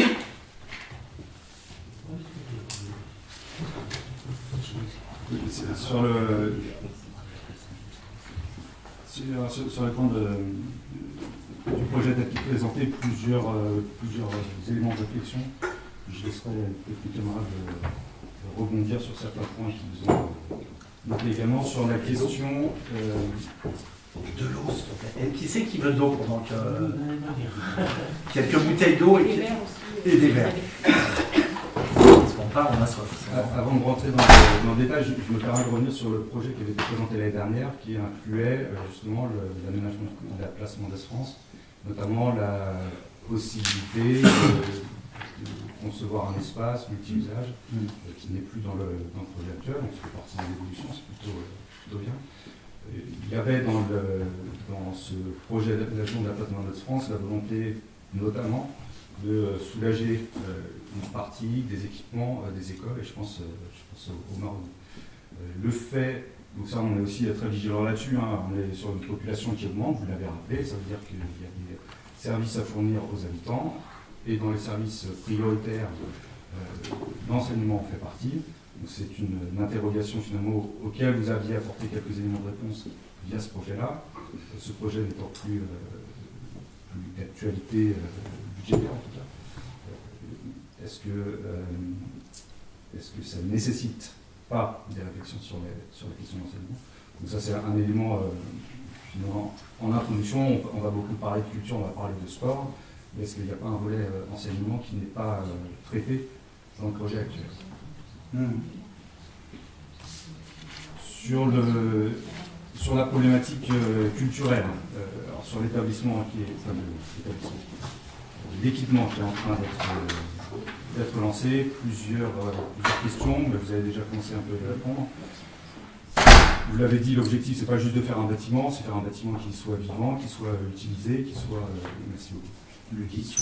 qui bénéficie véritablement à la population. Donc ça inclut un certain nombre d'actions. La définition d'un projet d'établissement, les coûts liés à ce projet d'établissement. Est-ce que vous avez plus d'éléments sur l'avancement de ce travail? Le deuxième point, toujours sur cette bibliothèque, c'est son articulation avec les équipements qu'on peut trouver dans d'autres communes. Et on les a évoqués, notamment si on veut que l'équipement soit utilisé par d'autres communes voisines. Qu'est-ce qui le distinguera finalement d'équipements qui peuvent déjà être existants pas loin de chez nous? Donc ça rejoint notamment la question du projet d'établissement, mais ça le dépasse un petit peu. Et puis troisième point, si le projet a été avancé, quels sont aujourd'hui les objectifs en termes architecturaux, en termes environnementaux qui ont pu être affectés à cet développement? Je pense qu'on peut, là on est sur un projet qui a avancé, donc on a peut-être des réponses plus précises. On a commencé à travailler sur le projet d'établissement. Il faut un projet d'établissement. Derrière, il y a des subventions. Et ça fonctionne comme ça avec la DRAC. Je précise que la DRAC, il y a des subventions en termes d'investissement, mais il y a aussi des subventions en termes de fonctionnement. Sur les 3 premières années de fonctionnement, je crois qu'il y a des aides. Donc c'est pas n'importe quoi, et on essaie de s'armer pour obtenir le plus de subventions possible. Alors la médiathèque, qui va être au niveau architecture, on a eu une première réunion avec l'architecte. Voilà, on n'a pas eu d'ébauche, mais bon, il y a un volume dans cette maison bourgeoise, il y a un volume avec lequel un architecte peut faire un excellent travail, quoi. On a visité des médiathèques. L'architecte nous a présenté des travaux, des médiathèques qui ont été conçues, je crois qu'il y a Strasbourg, enfin, bon, je n'ai pas tous les noms en tête, mais il y a vraiment des espaces assez magnifiques et très, très pratiques. Le but du jeu, oui, c'est d'amener un maximum de gens à la médiathèque, dans ce lieu de culture et de lecture. Alors les médiathèques, elles évoluent. Les gens ne vont pas à la médiathèque pour emprunter un livre. Le côté prêteur, il y en a de moins en moins. Par contre, il y a de plus en plus de ce qu'on appelle des séjourneurs dans le jargon des médiathèques. On est sur un endroit stratégique, on est tout près de l'école des Marronniers, on touche le collège, et de l'autre côté de la rue, on a le lycée. Donc on a là des perspectives, effectivement, pour faire fonctionner notre médiathèque en direction des scolaires. Je veux dire, on ne peut pas trouver mieux. J'ajoute qu'on est implanté sur la Marpalou, qu'on peut aller à pied de l'école des Cities ou de l'école des Marronniers jusqu'à la médiathèque. Enfin, il y a vraiment tout est réuni pour qu'on puisse faire fonctionner correctement cette médiathèque. Alors, il y a le rapport Orsenna qui est tombé il y a 15 jours. Il n'y a pas que la question de l'ouverture des médiathèques, mais bon, c'est un très bon rapport, très intéressant, où justement, comment on fait ce qu'on veut, on ne se fait pas une médiathèque pour se faire plaisir. Comment on fait pour remplir cette médiathèque? Et on veut travailler aussi sur le lien social. On peut imaginer des coins où des jeunes peuvent séjourner, parce qu'il y aura le numérique, il y aura l'informatique, évidemment. Il y aura des prêts de livres, mais il y aura le numérique. On a des élèves qui viennent déjà travailler dans la petite bibliothèque qui est toute petite. Il y a quelques collégiens qui viennent, mais évidemment, il n'y a pas assez de place. Pensez bien que dans la médiathèque, on va pouvoir amener ces collégiens, ces lycéens. On pense aux seniors. Il y aura forcément un coin café. Il y a un coin ludique. Et les gens viennent pour échanger aussi. Il y a un coin convivial, il y aura la presse. Enfin voilà, la presse, j'entends quotidienne, hebdomadaire. Bon, la plupart des médiathèques ont un coin avec la presse. Et puis on pense également à des jeux de société ou autres. Voilà, dans cet espace convivial. Donc cette médiathèque, on ne sait pas encore si elle sera sur un niveau ou deux niveaux. C'est l'architecte qui va nous dire, à partir du projet d'établissement. Lui, une fois qu'il a le projet d'établissement, il a les volumes, il est venu prendre des photos. À partir de là, lui, c'est son job, c'est un architecte qui s'est spécialisé dans la construction de médiathèques. Donc je pense qu'il va nous faire, à partir des éléments qu'on va lui donner, je pense que quelque chose d'assez fort, quoi. Et en termes d'espace, ça n'a rien à voir avec ce qu'on connaît aujourd'hui. On va travailler sur 530 mètres carrés. 5 fois plus grand. Voilà, c'est énorme, quoi. Évidemment, on pense à une éventuelle salle d'exposition. Les salles d'exposition à Magnanville, c'est la salle Voltaire que tout le monde connaît. Je veux dire qu'il y a dans les médiathèques, pratiquement partout, un coin où on peut exposer quelque chose. Il y a le jardin de lecture, je ne vais pas détailler là, mais on travaille à quelque chose qui puisse permettre aux gens de sortir de la médiathèque et d'être dehors avec un bouquin. Enfin bon, je vais un peu loin, mais on a encore beaucoup de travail à faire, mais on pense qu'on va sortir quelque chose de quand même très original, et on veut vraiment qu'un maximum de personnes puissent bénéficier de cet outil culturel, quoi. Alors on a déjà échangé avec Buchelet. Buchelet qui a aussi sa petite bibliothèque, ont aussi leurs activités propres sur Buchelet, qu'ils ne veulent pas lâcher, et on les comprend. Il y a un travail de proximité, mais il y a aussi des possibilités nouvelles avec la médiathèque qui va sortir de terre à Magnanville. Et je pense on les a rencontrés, ils sont relativement intéressés, quoi. Juste pour, merci Denis, pour continuer ce que disait Denis, et en même temps, en termes de mutualisation, quand tu parles de Buchelet, là on en a parlé avec eux, ils avaient comme projet de construire aussi une médiathèque à Buchelet. Et donc Paul Martinez m'a dit, ce serait complètement déconnant, donc ils vont plus tirer sur un point relais, en fin de compte, de la bibliothèque, parce qu'on est en train de travailler aussi avec les villages jusqu'à, comment ça s'appelle, Vert, où la maire de Vert est très intéressée, d'avoir aussi un déplacement, en fin de compte, ou de travailler en réseau. Vous savez que les bibliothèques, médiathèques, maintenant surtout la médiathèque, moi je vous conseille, c'est pas parce que le président de la République y a été, mais cela étant celle des bureaux, et alors, je vais dire quand je dis les bureaux, parce que maintenant on taxe, on a passé l'autre fois de dire que c'est grand. Non, mais les bureaux, c'est vraiment, je vous conseille d'y aller, et si un jour vous voulez y aller, vous me le dites, j'ai de très bonnes relations avec François Garet, mais c'est magnifique, quoi. C'est dans un espace, et je pense que c'est ça qu'on souhaite vraiment travailler, en lien, pour la réponse aux besoins des Magnanvillois, des écoles, vous parliez tout à l'heure de l'enseignement, mais j'y reviendrai tout à l'heure un peu plus en détail. Mais c'est vraiment un travail. J'ai déjà rencontré la proviseure du collège, j'ai déjà rencontré le proviseur du... Le proviseur du lycée, la Voilà, principale je me du plante à collège. chaque Je vais y fois, arriver. vous m'avez compris. Et nos écoles, on travaille dans les groupes de travail avec nos écoles pour aussi commencer d'ores et déjà, avant que ça soit vraiment, parce qu'il n'y a aucune entreprise pour l'instant dedans, on n'a pas encore ouvert l'appel d'offres, mais en tout état de cause pour construire avec eux. Et c'est vraiment le projet phare du mandat, parce que je pense sincèrement qu'on ne peut pas parler d'émancipation sans pouvoir démontrer qu'on est capable de proposer aux gens aujourd'hui, quand on voit les drames qu'on a vécu à Magnanville, quand on voit ce qui se passe dans le monde aujourd'hui, c'est vraiment l'outil vraiment important et nécessaire contre je ne développe pas tout ce qu'on a pu vivre et tout ce qu'on entend ici ou là.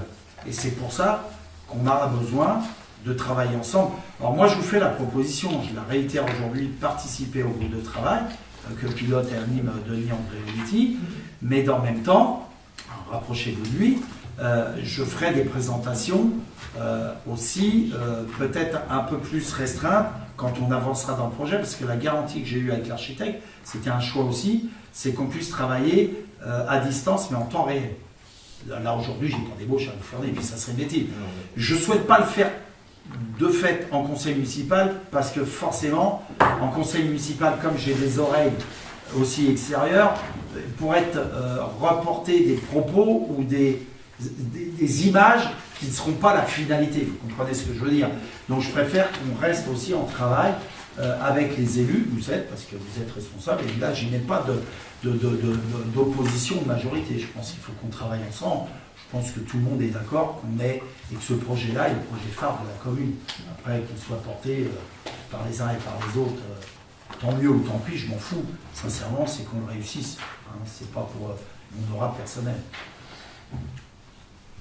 Sur la réflexion de l'enseignement, vous avez raison. La ville,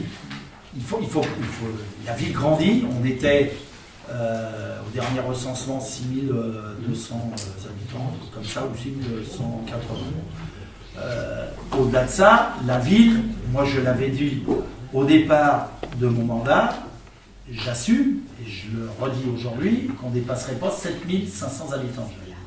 À la fin du mandat, on en sera très très loin. Dans le même temps, je ne sais même pas si on ne sera même pas à 7000 habitants, mais en tout état de cause, il faut garder cet esprit-là, mais la ville va, l'esprit, ce que j'appelle village, entre ville et campagne, c'est le projet que j'ai porté, que je porte aujourd'hui, et j'irai jusqu'au bout, mais en tout état de cause, la ville va grandir, les besoins sont nouveaux, la population évolue, peut-être pas forcément dans le bon sens, mais elle évolue. Et donc on aura besoin aussi d'une réflexion sur l'enseignement en général, sur notre commune. On a des écoles, je suis désolé encore de vous le dire, très très vieillissantes, à part le collège. Et heureusement que le président du conseil départemental n'y voyait aucune connotation particulière derrière ce que je veux dire. Heureusement que je l'ai vu, que j'ai eu une entrevue avec lui, parce qu'on a eu la chance d'avoir les travaux qu'on a au collège. Parce que le collège, on peut dire que c'est pas Magnanville, c'est sûr, c'est pas moi qui sors la planche à billets, mais cela étant, heureusement que le président du département nous a dit OK pour faire les travaux. Il y en a pour plus de 12 millions d'euros de travaux. La question que tu m'avais posée, c'est bien ça aujourd'hui. Donc ça va être un collège magnifique, des collèges dans le département, il y en avait plusieurs à prioriser. Donc moi, tant mieux. Mais cela étant, au-delà du collège et du lycée, ce qui nous incombe à nous, dans notre fonctionnement, c'est nos écoles. Et nos écoles, je ne développe pas, vous savez aussi bien quoi, les tilleuls. Alors, je fais très attention à ce que je dis. Quand j'ai dit que les tilleuls, ce n'était pas l'avenir, oui, c'est pas l'avenir. Parce qu'on a la loi sur le handicap, on a une école des tilleuls qui est une des plus anciennes écoles de mémoire. 72, je crois. On a on est à tous, c'est quoi, voilà, moi mes enfants, ils ont été. Mais vous voyez bien que c'est une école, il va falloir travailler ces questions-là. Puis le coût d'une école, je ne développe pas, même si ça a baissé, c'est un investissement et un coût de fonctionnement important.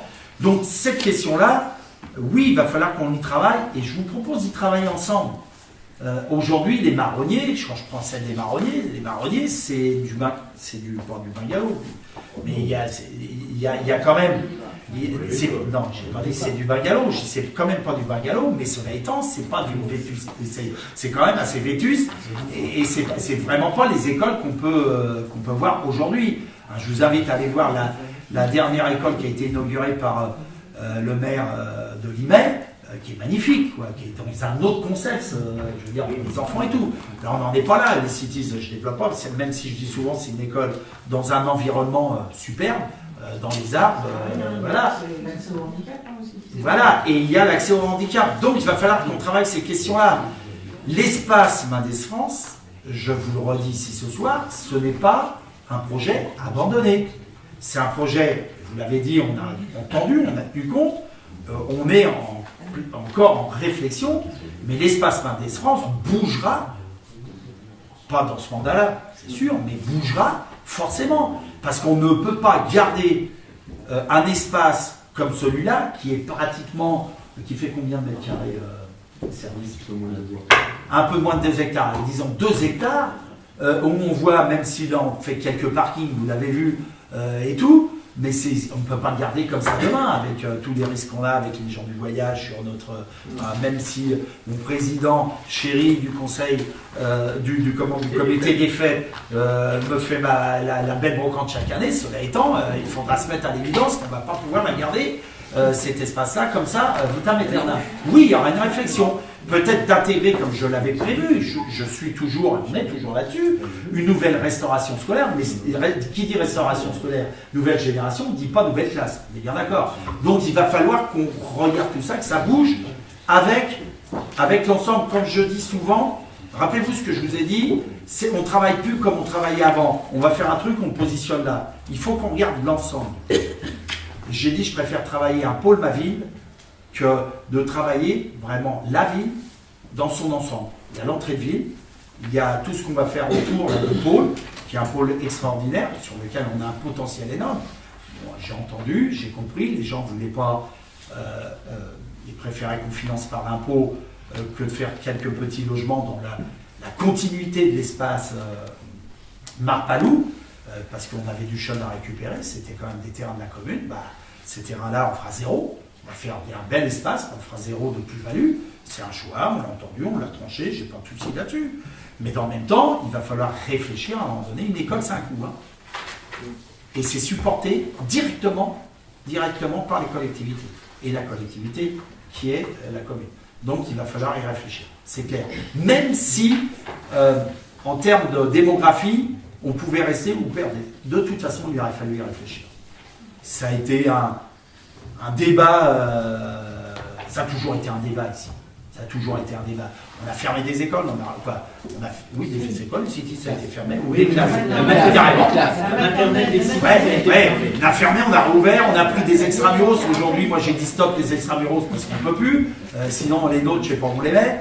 Vous voyez, il y a eu tous ces questionnements-là. Il faudra véritablement prendre le débat ici autour de cette table. Ça, c'est sûr. Et ça, je partage ce que vous dites. Mais bon, pour l'instant, on passe. Avec la capacité d'accueillir les futurs élèves de la Marpalou. Ça, on sait qu'on peut les absorber. Ça, on peut les absorber. Effectivement. Mais ça, on a... été fait par un cabinet, on peut de toute façon, au moins avec ce qu'on a aujourd'hui, absorber les futurs élèves qui arriveront à la Marpalou. Mais moi, je le dis souvent aux élus, mais à ceux que je rencontre, c'est qu'on a un problème aussi avec les promoteurs aujourd'hui. Ils ont de fait de droit, normalement, de nous donner les compositions familiales. Cela étant, ils ne les filent jamais. Il faut aller quémander. Quand je reprends la Marpalou, pas la Marpalou, Le plan de la Tuilerie non, les Montgazons. Les Montgazons. On n'a pas eu les éléments par le promoteur. On ne les a pas eu, pourtant on s'est battu pour les avoir. Or, une chose, on s'est retrouvé avec des familles pratiquement sans enfants. Il n'y a pas beaucoup d'enfants au Montgazon. Alors qu'on s'attendait quand même avec des logements neufs, des logements sociaux sur 130 quand même, avec des typologies de logements quand même assez importantes. Quand vous faites du T4, vous avez plus de chances d'avoir des enfants, forcément, du T5. Qu'un T1 ou du T2. Même si on ne fait pas de T1, moi j'ai demandé qu'on fasse pas de T1. Mais dans le même temps, il n'y a pas beaucoup d'enfants quand vous regardez. Donc après, bon, je ne suis pas pour que la France repeuple, mais bon, cela étant, c'est bien de voir des enfants, de la jeunesse, pour pour maintenir l'ensemble de nos écoles déjà, puis avoir une population qui rajeunisse quand même, hein, parce qu'à un moment donné, on était plus de l'autre côté de la cinquantaine que du côté de la vingtaine, quoi. Là, ça a un peu évolué. Et comme on fait toujours des études, ceux qui nous interrogent, nous interpellent INSEE et font des études, on a les résultats 4 ans après, forcément. En 4 ans, ça évolue. Mais vous avez raison, il faut le travailler, il faut y penser. Et c'est pas un petit truc, hein, nos écoles. Parce qu'on a, je dis souvent la chance à Magnanville d'avoir la chance de faire de l'élémentaire, de la maternelle jusqu'au lycée, parce qu'on a 2 lycées. Un lycée, alors même si certains peuvent se dire on n'a pas de lycée, on a 2 lycées. Parce que le lycée agricole, on a une convention quand même avec eux. Et là, pour la bibliothèque, médiathèque, pour le coup, on va travailler avec eux aussi, parce que ça me semble juste. Et puis l'infrastructure, quand même, elle nous coûte. Hein, quand on fait la route, quand on fait des choses, quand même, j'aime bien quand les gens disent on n'a pas de lycée. Si, on a 2 lycées, un public, un privé, et un lycée agricole, mais il faut en tenir compte aussi. Mais on a cette chance de pouvoir accéder à la maternelle aussi. Il y en a qui n'ont pas, mais c'est un coût.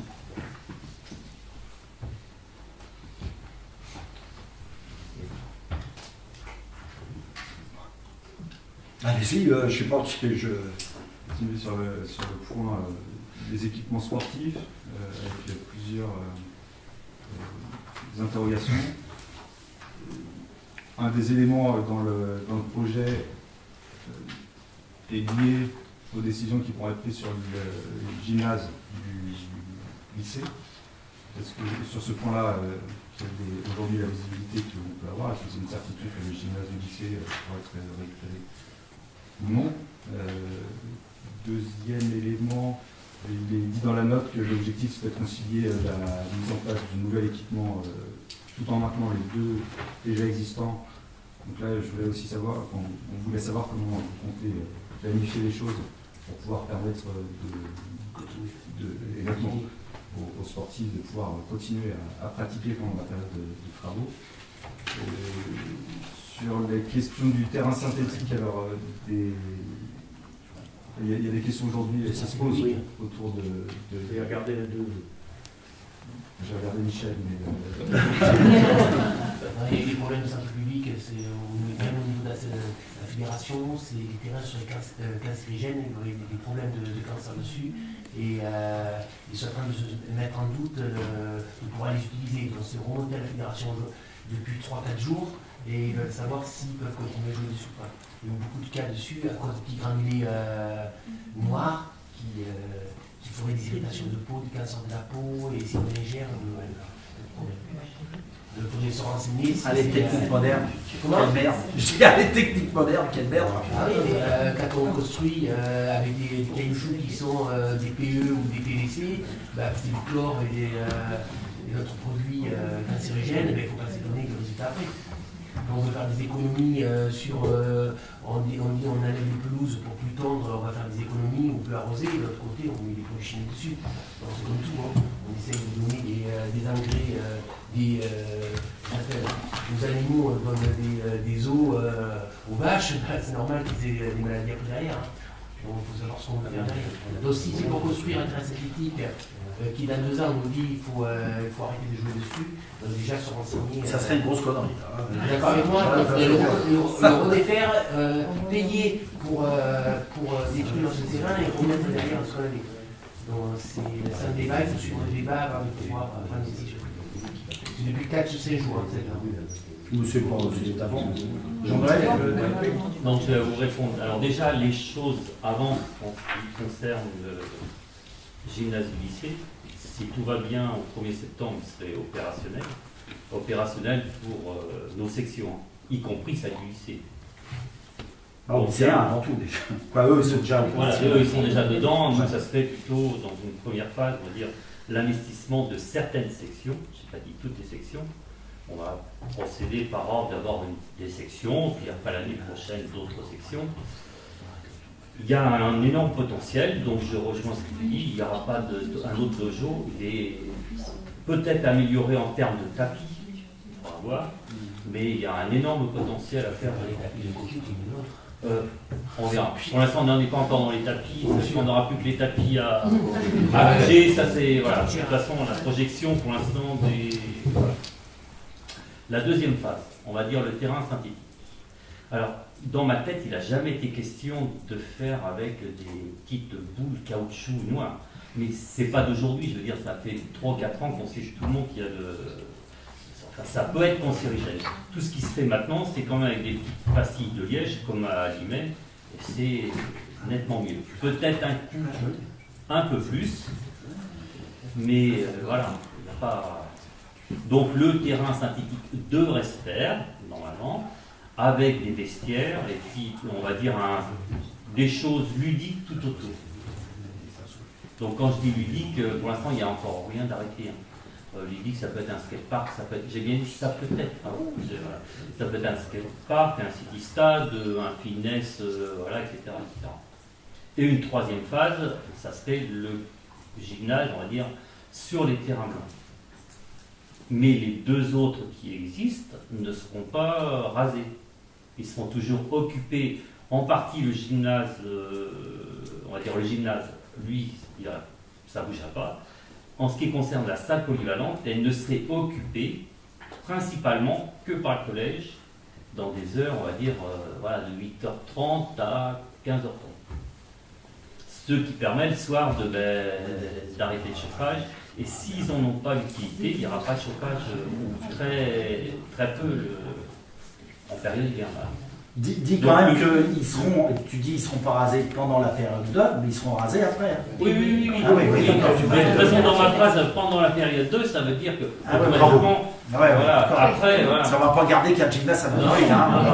Et ils ne serviront pas de terrain de foot, ils ne serviront pas non plus de terrain de foot. Parce qu'on entend toutes sortes. Ça ne sera pas... la pétanque ne va pas prendre possession des lieux pour jouer sur couvert. Et le terrain de foot, ça ne sera pas un foot en salle dedans. Ah, y en a qui veulent... Par la suite. Hein. D'accord. Voilà. Et après, ils ne seront rasés que... Et l'autre va être pensé en fonction déjà de ce qu'on peut faire là et des activités futures, actuelles et futures. Il y aura déjà des salles bien définies, il y en a d'autres qui vont être des salles un peu banales. Parce que qui dit dans 10 ans, il y aura peut-être d'autres structures, et on investira les lieux avec ces structures, avec ce potentiel. C'est bon, juste pour préciser, une chose est sûre, pour le pôle des sports, le but c'est de diminuer le coût de fonctionnement, pour le coup. Je ne suis pas sur le même exemple que la bibliothèque-médiathèque. On a deux infrastructures, je le dis comme ça parce que j'applique plus ça des gymnases. Une salle polyvalente qui n'a que le nom, qui est un ancien gymnase, qui est énergivore, un gymnase qui ne correspond plus du tout à ce qu'on pourrait attendre, et les fédérations, hein, de basket, je ne sais plus ce qu'ils jouent dedans, c'est plus au nord, il se fissure de tous les côtés, il y a un dojo,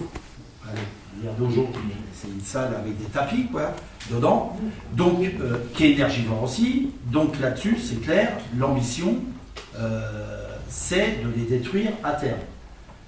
La façon intelligente que m'ont proposé mes adjoints au sport et mes services, c'est de dire, et à juste titre, et c'était pas ça il y a quelques temps, ça a évolué aussi dans notre proposition à réflexion, c'est de dire, dans l'attente d'avoir le gymnase, je le rappelle quand même, c'est une chance énorme de pouvoir récupérer à l'euro symbolique le gymnase du lycée.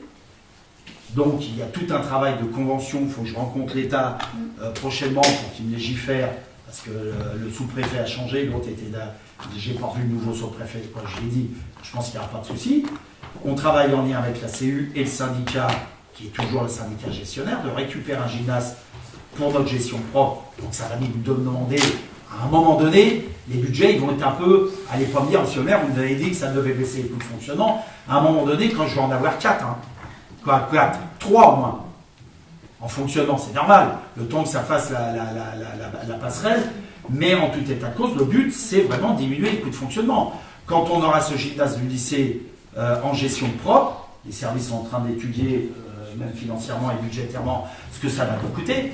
Ça va nous coûter un peu plus au départ, forcément, mais le but, c'est de faire cette transition-là, et donc, ce gymnase qui a un potentiel énorme, parce qu'on ne récupère pas que le gymnase, on récupère c'est pas un city stade, le truc là, avec les buts de handball, Ça se dit, ça. Il y a une piste Voilà. d'athlétisme, et puis on va dire Une piste d'athlétisme, un dojo qui y a dedans et un gymnase quand même qui n'a pratiquement jamais servi, quoi. Alors, pour la petite histoire, il y a des travaux à faire dedans, vous le connaissez. Je récupère si les travaux sont faits. Il y a à peu près 100 000 euros. Voilà, il y a le chauffage. Michel, il connaît certainement mieux que moi, parce que moi j'ai été une fois, 2 fois, mais je ne me rappelle plus. Mais c'est un gymnase avec un potentiel. Hein. Donc il y aura aussi. Même pour la gym. Ah ouais. On n'a plus besoin de déplacer le matériel, rien. Il y aura une convention avec le lycée, forcément, parce que la priorité, c'est quand même que nos lycéens puissent aller dedans. Et l'association du lycée, je ne sais plus comment ça s'appelle. Voilà. Mais en même temps, on aura des créneaux, forcément. Donc, ne demandez pas quand c'est les créneaux. Je ne sais même pas s'il sait, mais moi, je ne sais pas. Et ce n'est pas la priorité. C'est qu'on sait qu'on l'aura. Le but aussi, c'est que les travaux soient faits pendant juillet-août. Hein. C'est ce que j'ai demandé au syndicat qu'ils puissent les faire. Parce qu'il y a quand même 80 000 euros de travaux. Il y a le chauffage à faire. Donc, bricole aussi. Et ensuite, il y a la construction du nouveau gymnase qui va enquiller. Là-dessus, sur les terrains, comme dit Blanc, parce que ça, c'est un choix qui a arrêté maintenant. Et quand tout sera optimisé, les deux vont tomber, forcément. Hein, voilà. Il y aura cette transition, ce qui est normal. Sinon, je ne sais pas comment on pourrait faire autrement.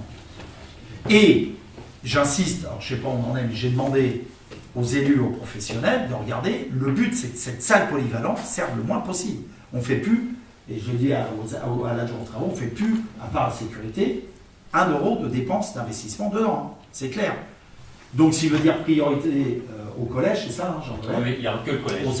Il y aura collège. presque quasiment que le Et collège. c'est terminé, parce qu'il va falloir que la transition, on la fasse comprendre aussi à nos associations. Vous savez, quand il me dit, et ça, c'est pas un scoop que tu me dis, parce qu'à l'époque, quand j'ai été au sport avec Michel, qui y a été aussi, c'est que les gens, ils voient tout de suite, il y a 2 nouvelles infrastructures, mais ils veulent garder aussi les anciennes. Forcément, parce qu'ils ont des idées. Les boulistes, je ne l'avais pas entendu. Mais pourquoi on ne ferait pas un petit cours de boule pétanque couvert ? Ça serait génial, quand même, hein, dans la salle polyvalente, certainement. Puis les autres, tout le monde fabule. Non, non.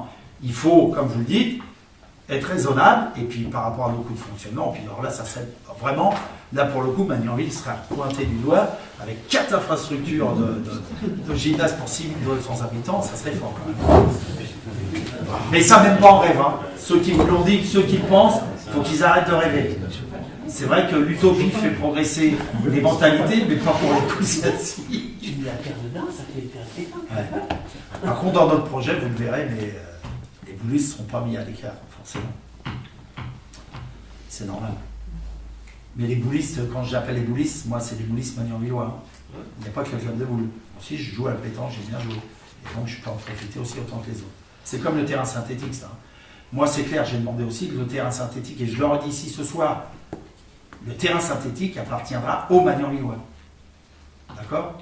C'est peut-être pas que leurs impôts qu'ils paieront, mais en tout état de cause, c'est les faits qu'il fera, mais il appartiendra aux Magnanvillois. Club de foot, on aura l'usufruit, mais ça appartiendra pas au club de foot. Hein. Parce que ça m'appartient. Le vécu que j'en ai ici, hein, et l'histoire fait que tout le monde a les clés de tout. Quand je dis les clés, c'est l'image que je donne. Hein, et c'était à moi. C'est même pas à moi, ça sera au Magnanville. C'est normal. Donc il faudra trouver aussi une dimension qui permette aussi que nos Magnanvillois puissent aller taper la balle sur un terrain synthétique, avec toutes les mesures qu'on a. Mais bon, moi j'ai demandé qu'on regarde, hein, ces questions, moi ça me travaille aussi, mais je pense qu'il y a des... Moi je fais confiance aux techniciens, ils ont été en rapport avec des entreprises aussi qui travaillent sur ces nouvelles techniques. Par exemple, le terrain synthétique de l'INEP, j'ai eu affaire, mais ils ont été voir, il n'est pas fait avec les billes que tu dis, donc il n'est pas cancérigène. Ça, c'est plus maintenant. Ça, c'est plus. Mais je pense que c'est les... Non, mais il y en a en France. Hein. Il y a des ils ont été faits voilà, avec ça. Maintenant, ça c'est pas. À la butte verte, par exemple, je pense qu'ils sont comme ça. Et la butte verte, oui.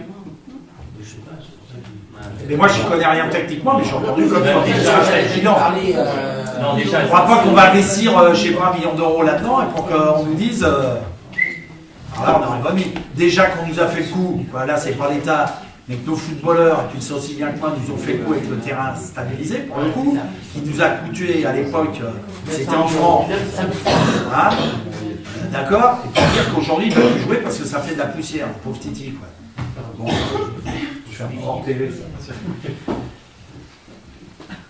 Moi j'aime bien le plancher des vaches, je le dis souvent, je suis un ancien rugbyman, j'ai joué sur de la boue, sur de la neige, sur de la boue, et au moins, j'en suis pas mort, quand j'ai gonflé quand même. Mais le terrain synthétique, pareil, c'est pas mieux. Moi j'ai eu l'occasion de voir le terrain synthétique de rugby à l'Arena, c'est bonjour, ça va vite. Hein. Bon, au-delà de ça, est-ce qu'on a répondu sur... Non mais la logique, on est très attentif à ça, forcément. On ne gâche pas des milliers et des milliers d'euros pour se dire demain. Après, vous savez, la vie, elle évolue. Hein.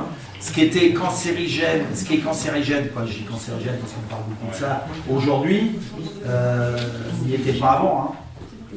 Par rapport aux produits, on nous interdit des produits. Regardez, Christian pourra en parler mieux que moi, on est en train de regarder pour refaire le cimetière, je crois que c'est en cours, je ne sais pas.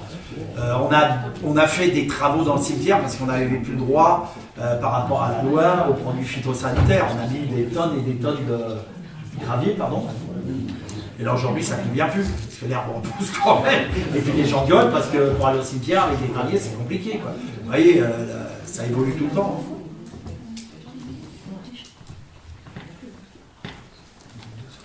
Est-ce qu'il y a d'autres réflexions dans le débat, mesdames, messieurs? Mais vous pouvez aussi, hein, si vous avez les élus du conseil municipal, des questions, des réflexions.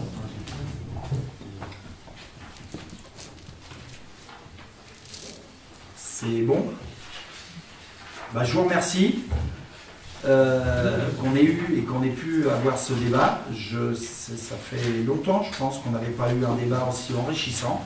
C'est vrai que le projet, il y est pour quelque chose, mais je pense et je vous remercie sincèrement d'avoir apporté, et j'ai toujours tenu compte, quoi qu'on puisse en dire certains, et vous l'avez vu que ce projet il a été évolutif, et il sera forcément encore évolutif, au moins dans les questions de financement à un moment donné, mais je vous invite encore une fois à le partager, et intégrer les groupes de travail ou les réunions qu'on peut faire, parce que c'est là aussi qu'on... Je sais que c'est pas simple, hein, mais c'est là aussi qu'on construit un projet, et je pense qu'on est tous là autour de la table, et j'y mets aucune connotation d'opposition-majorité, je pense que c'est le projet d'Emmanuel Villot avant tout, et donc je tenais encore une nouvelle fois à remercier mes services, mes élus, et vous toutes et tous qui ont participé à ce débat. Merci. Il faut qu'on vote. Donc, c'est pas tout à fait écrit comme ça, mais il faut qu'on vote, qu'on acte par un vote. Il y a eu débat. Je pense qu'il y a eu débat. Voilà. Hein, et c'est pas voter pour les orientations ou contre. Hein, c'est comme ça, c'est le DOP. Hein, donc, je vous propose d'acter par le vote qu'on ait eu un véritable débat ce soir sur le débat d'orientation budgétaire en vue de la construction et de la présentation du futur budget. Voilà. Qui est contre, qui s'abstient, qui est pour, je vous remercie. Oui, dis-moi. Juste une petite remarque, tu as parlé de la sécurisation de la place Mendes France. On a parlé 30 secondes avec Nicolas. Ça serait bien de mettre une zone bleue. C'est 3 coups de peinture bleue. Ah d'accord, je ne sais pas, vous n'avez pas parlé. C'est 4 coups de peinture bleue. Et, non, mais j'en ai. Le problème, c'est l'hôpital. Hein. Il ne faut pas se rêver, ils viennent tous ici maintenant. Hein. Je ne sais pas d'où ils viennent, mais déjà on en avait pas mal. Maintenant, donc là-dessus, il est où Jean-Philippe peut le dire. Alors tout n'est pas finalisé, mais bon, c'est bien avancé. Tu peux en dire. Vous ne savez pas. Non, mais c'est pas décidé. D'accord, bien sûr, non, mais c'est On une a idée comme défini ça. des zones de stationnement avec zone verte et zone bleue. Voilà. Et le parking, C'est quoi zone verte? c'est autorisé 4 heures. D'accord, ok. Bon, pour le sport, des trucs comme ça, par exemple, le samedi Voilà, après-midi ou tout à le fait, dimanche. voilà. D'accord. Ça empêche les voitures ventouses, les gens qui stationnent, qui partent à Paris, qui arrivent le soir. Là, on pourra, les ASVP pourront séduire. Et 2 heures à la table de scolaire. Pour les enseignants, c'est pareil, dans un parking, les travaux seront finis. Les enseignants. C'est le cas. Non, mais ça va être pire. Non, mais enfin, ouais, c'est Non, pas- non, c'est- mais- je fais la parenthèse collège, mais c'est parce que j'ai des professeurs qui se sont fait verbaliser parce qu'ils n'avaient pas le choix. Parce que forcément, avec les travaux qui sont un peu compliqués, on n'a quasiment plus de place à l'intérieur du collège, au sein du collège, parce qu'on a une partie qui est occupée par les installations de chantier, et puis ils font les travaux sur une autre partie. Non, mais là, il n'y a pas encore d'arrêté municipal. Oui, non, enfin, c'est juste Et on- parce qu'elle a payé son PV, mais Non, mais on verra. Oh là là, attention. Des choses organiques. Attention. Parce que là, attention. Moi, là-dessus, j'ai pas donné de consigne par nos ASVP, hormis Non. les stationnements. Non, c'était la police nationale. Ah ouais. Mais dangereux et grave. Par contre, celui qui se gare sur le passage piéton à 30 à l'heure, moi je vais vous dire, ça tombe. Hein. Celui qui se gare en haut du terre-plein, là, j'en ai vu un l'autre fois, il était pratiquement en haut. Je veux dire, lui ça plombe, même il s'est enlevé la voiture. Qu'il soit professeur des écoles ou tartampion. Moi je ne veux pas demander, vous êtes, c'est encore pire. Non, mais c'est encore pire parce que, à minima, c'est comme un élu qui va se garer sur une place interdite ou handicapée. Quoi. Sincèrement, on est là aussi pour montrer. Non, mais en fait, là elle s'était garée, donc forcément, on va dire dans la partie extérieure, non pas intérieure. Ouais, mais ça, c'est la PM, la police nationale. Parce qu'il n'y a pas de place. Mais cela étant, là-dessus, comme le dit Jean-Philippe, il y a tout un regard qui a été fait, on vous le présentera. De toute façon, je suis obligé de délibérer un conseil municipal, mais tout un travail qui a été fait, mais il n'y a pas que là. Il y a en face la mairie, il y a l'eau Tilleul, le parking des Tilleuls, mais moi quand je sors de chez moi, il est tout le temps plein, mais c'est pas les Magnan-Villois, parce que les gens ne sont pas là, c'est du 27, du 28, maintenant on voit tout. Et donc le but, alors après on verra aussi, c'est pour ça que ça demande beaucoup de réflexion, c'est les Magnan-Villois, ceux qui et puis l'espace pour l'instant aussi culturel, on a pas l'entrée de gens le soir. Mais je regardais sur le parking, qui est un parking, on a 3 parkings ici en mairie. Je ne sais pas si vous le savez. Il y a le parking ici, municipal, où là c'est des voitures qui restent la journée, il y en a au moins une dizaine, parce que les gens prennent le bus ici, forcément c'est tellement facile. Il y a 5-6 places, là en face à... Oui, à l'entrée de la Tuilerie. Là, au de la Tuilerie, c'est des parkings à nous. On a le petit parking du lycée. Alors là, c'est pareil. Là, c'est même pas là. Et puis après, on a tous les points fixes. Alors, il y a aussi, bon là, c'est du privé, j'y peux rien. C'est une vraie réflexion qu'il y a. C'est ancien MAC 2000. MAC 2000 aussi. Alors là, vous y allez la journée. Là, on a fermé le MAC 2000, mais. Alors, il y a la CU qui a plus de voitures. De toute façon, vous verrez, ça va certainement bouger. Mais bon, cela étant, c'est du privé, comme tax prod. Mais là, on va réfléchir sur des zones. Peut-être des badges. Il faut bien compenser à un moment donné de la taxe d'habitation qui va supprimer, tu mets du payant partout. Ouais, tu vois. Pourquoi pas? Il y a plein de commis qui font. Ah oui, non, mais attends, des trucs avec un relèvement automatique à partir jusqu'à 8h du matin et l'élevé. Cela étant, quoi, moi, c'est pas la commune qui le gérera parce que c'est un coût d'investissement énorme. Vous savez combien que ça vaut un stock park, c'est ça? Là, parce qu'on en avait mis, vous savez qu'on a combien 10 parkings au cabinet médical, 8 parkings au cabinet médical, plus les parkings qui sont à nous aussi, qui font. Là, ça commence à comprendre. Mais les parkings privatifs qui sont pour les médecins, normalement, ils avaient des stock parks. On avait mis pour le bas de gamme, moi je ne savais pas, c'est un truc en galvac.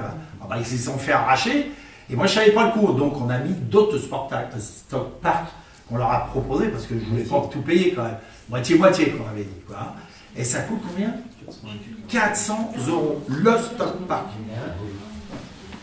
Tu vois, moi, si c'est une société privée comme qui le fait, c'est leur problème, mais c'est pas la commune qui le fera. Ça, c'est clair. Mais cela étant, moi, c'est comme tout. Je parlais d'incivilité. Aujourd'hui, on en est arrivé, vous savez, on a embauché 2 nouveaux ASVP. C'est en dehors du débat du DOC.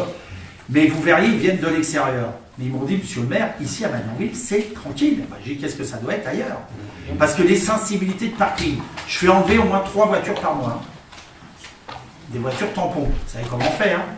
On les... Hop. Parfois je le fais, mais 3 voitures par mois. Sans compter les incivilités sur les ordures, les ordures qui sont... Ça commence, ça y est, ça commence à rentrer dans l'heure. On m'avait dit, ça serait moi, 6 mois, 1 an, monsieur le maire. Vous verrez, tapez, après les gens vont comprendre. Sur l'avenue d'Europe, on voit de moins en moins de déchets. Il y en a encore un peu là dans le truc là, où ils balancent par-dessus, là, au Mont Gazon, mais ça va se régler normalement. Sur les tilleuls, ça commence un peu, mais on a tapé. Mais je comprends, c'est culturel en France. C'est culturel. Je ne sais pas si vous avez vu une émission là dernièrement, puis où j'ai vu ça, entre Paris et Nice. Mais Paris, c'est la poubelle aujourd'hui. On taxe la maire de Paris. Je veux bien, quoi. C'est facile de taxer les élus. Mais qui fout les ordures dans la rue? C'est quand même pas le maire, quoi. Ça se voit, si vous me voyez, prenez-moi en photo quand même. Donc, voilà quoi, moi je suis. C'est comme ça. Mais il faut taper, Ici, on a été obligé de mettre des barrières. Il a failli y avoir un monde qui meurt ici dans un incendie. Il y a une fuite de gaz énorme. À un moment, il était à l'extérieur. Tout le monde, pendant un mois, ça a été plus personne se garait là et tout le monde trouvait du gaz.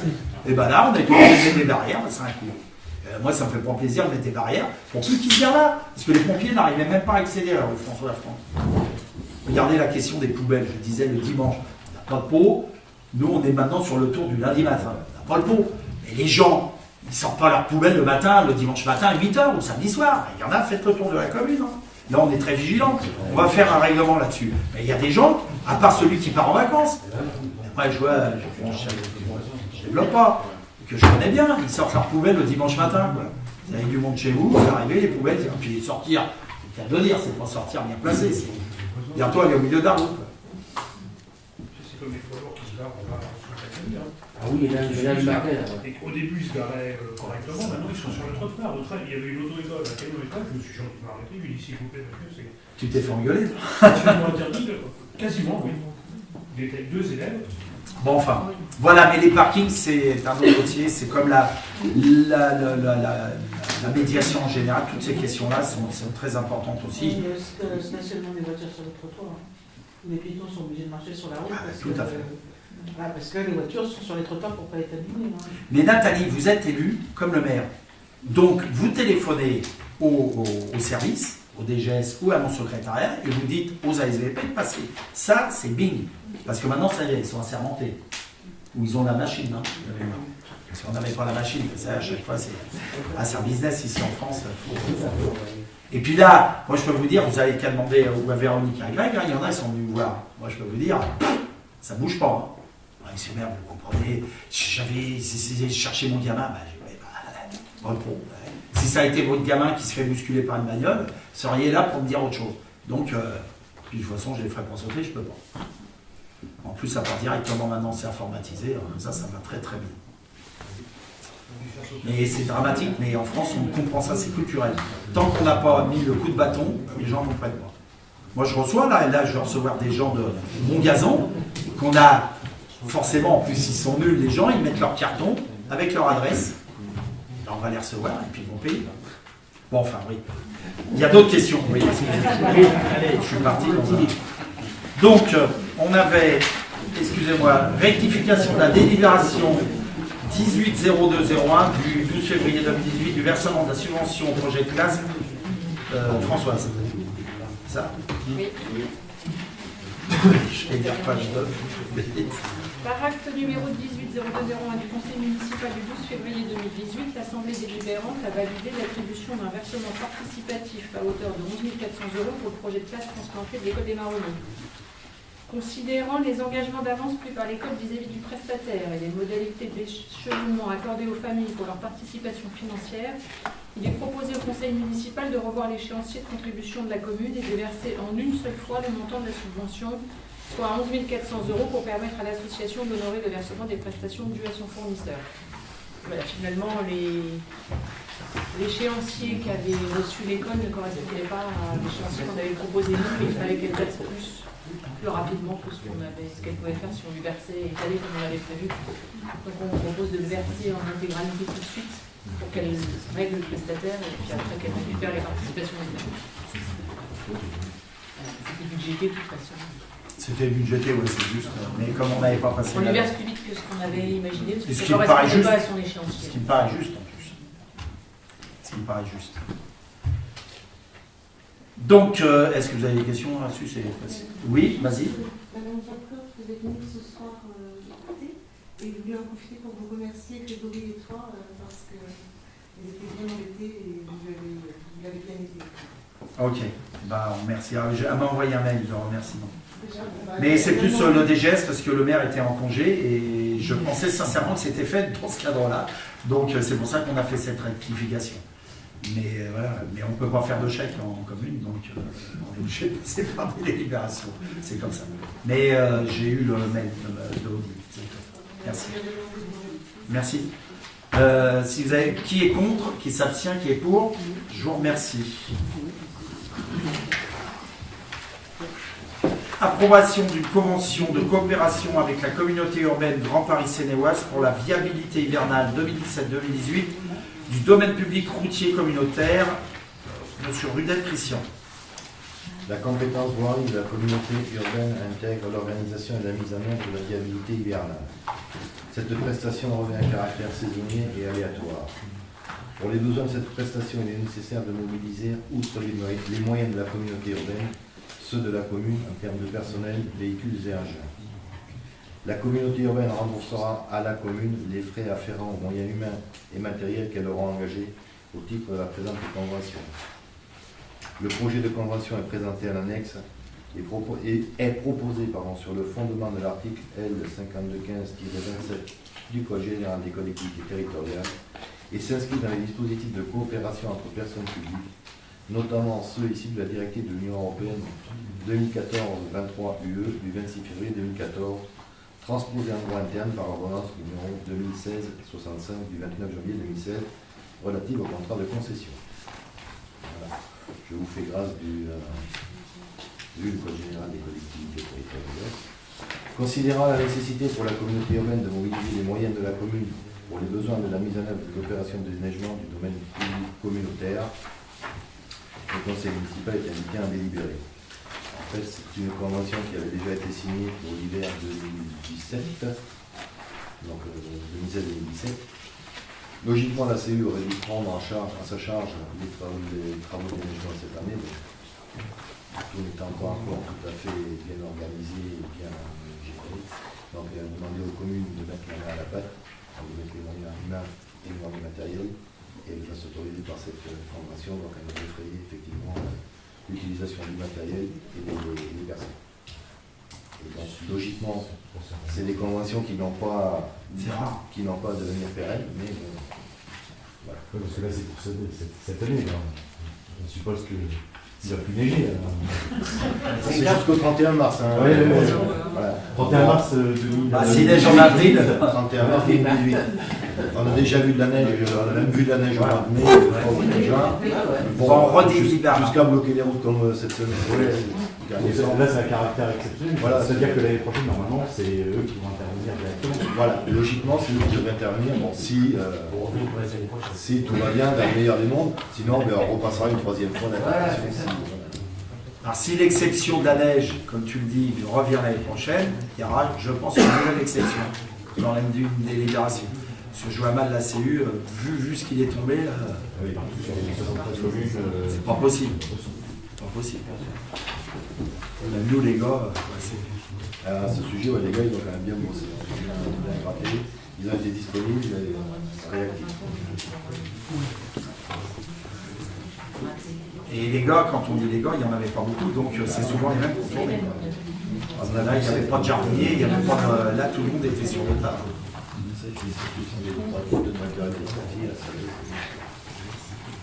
On va les remercier. Bah, j'avais c'est fait.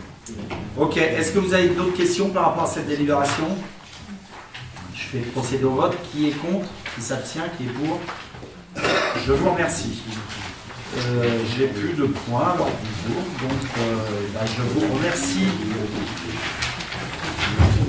de votre présence à ce conseil municipal. Donc je vous rappelle que le vote du budget primitif aura lieu le 9 avril.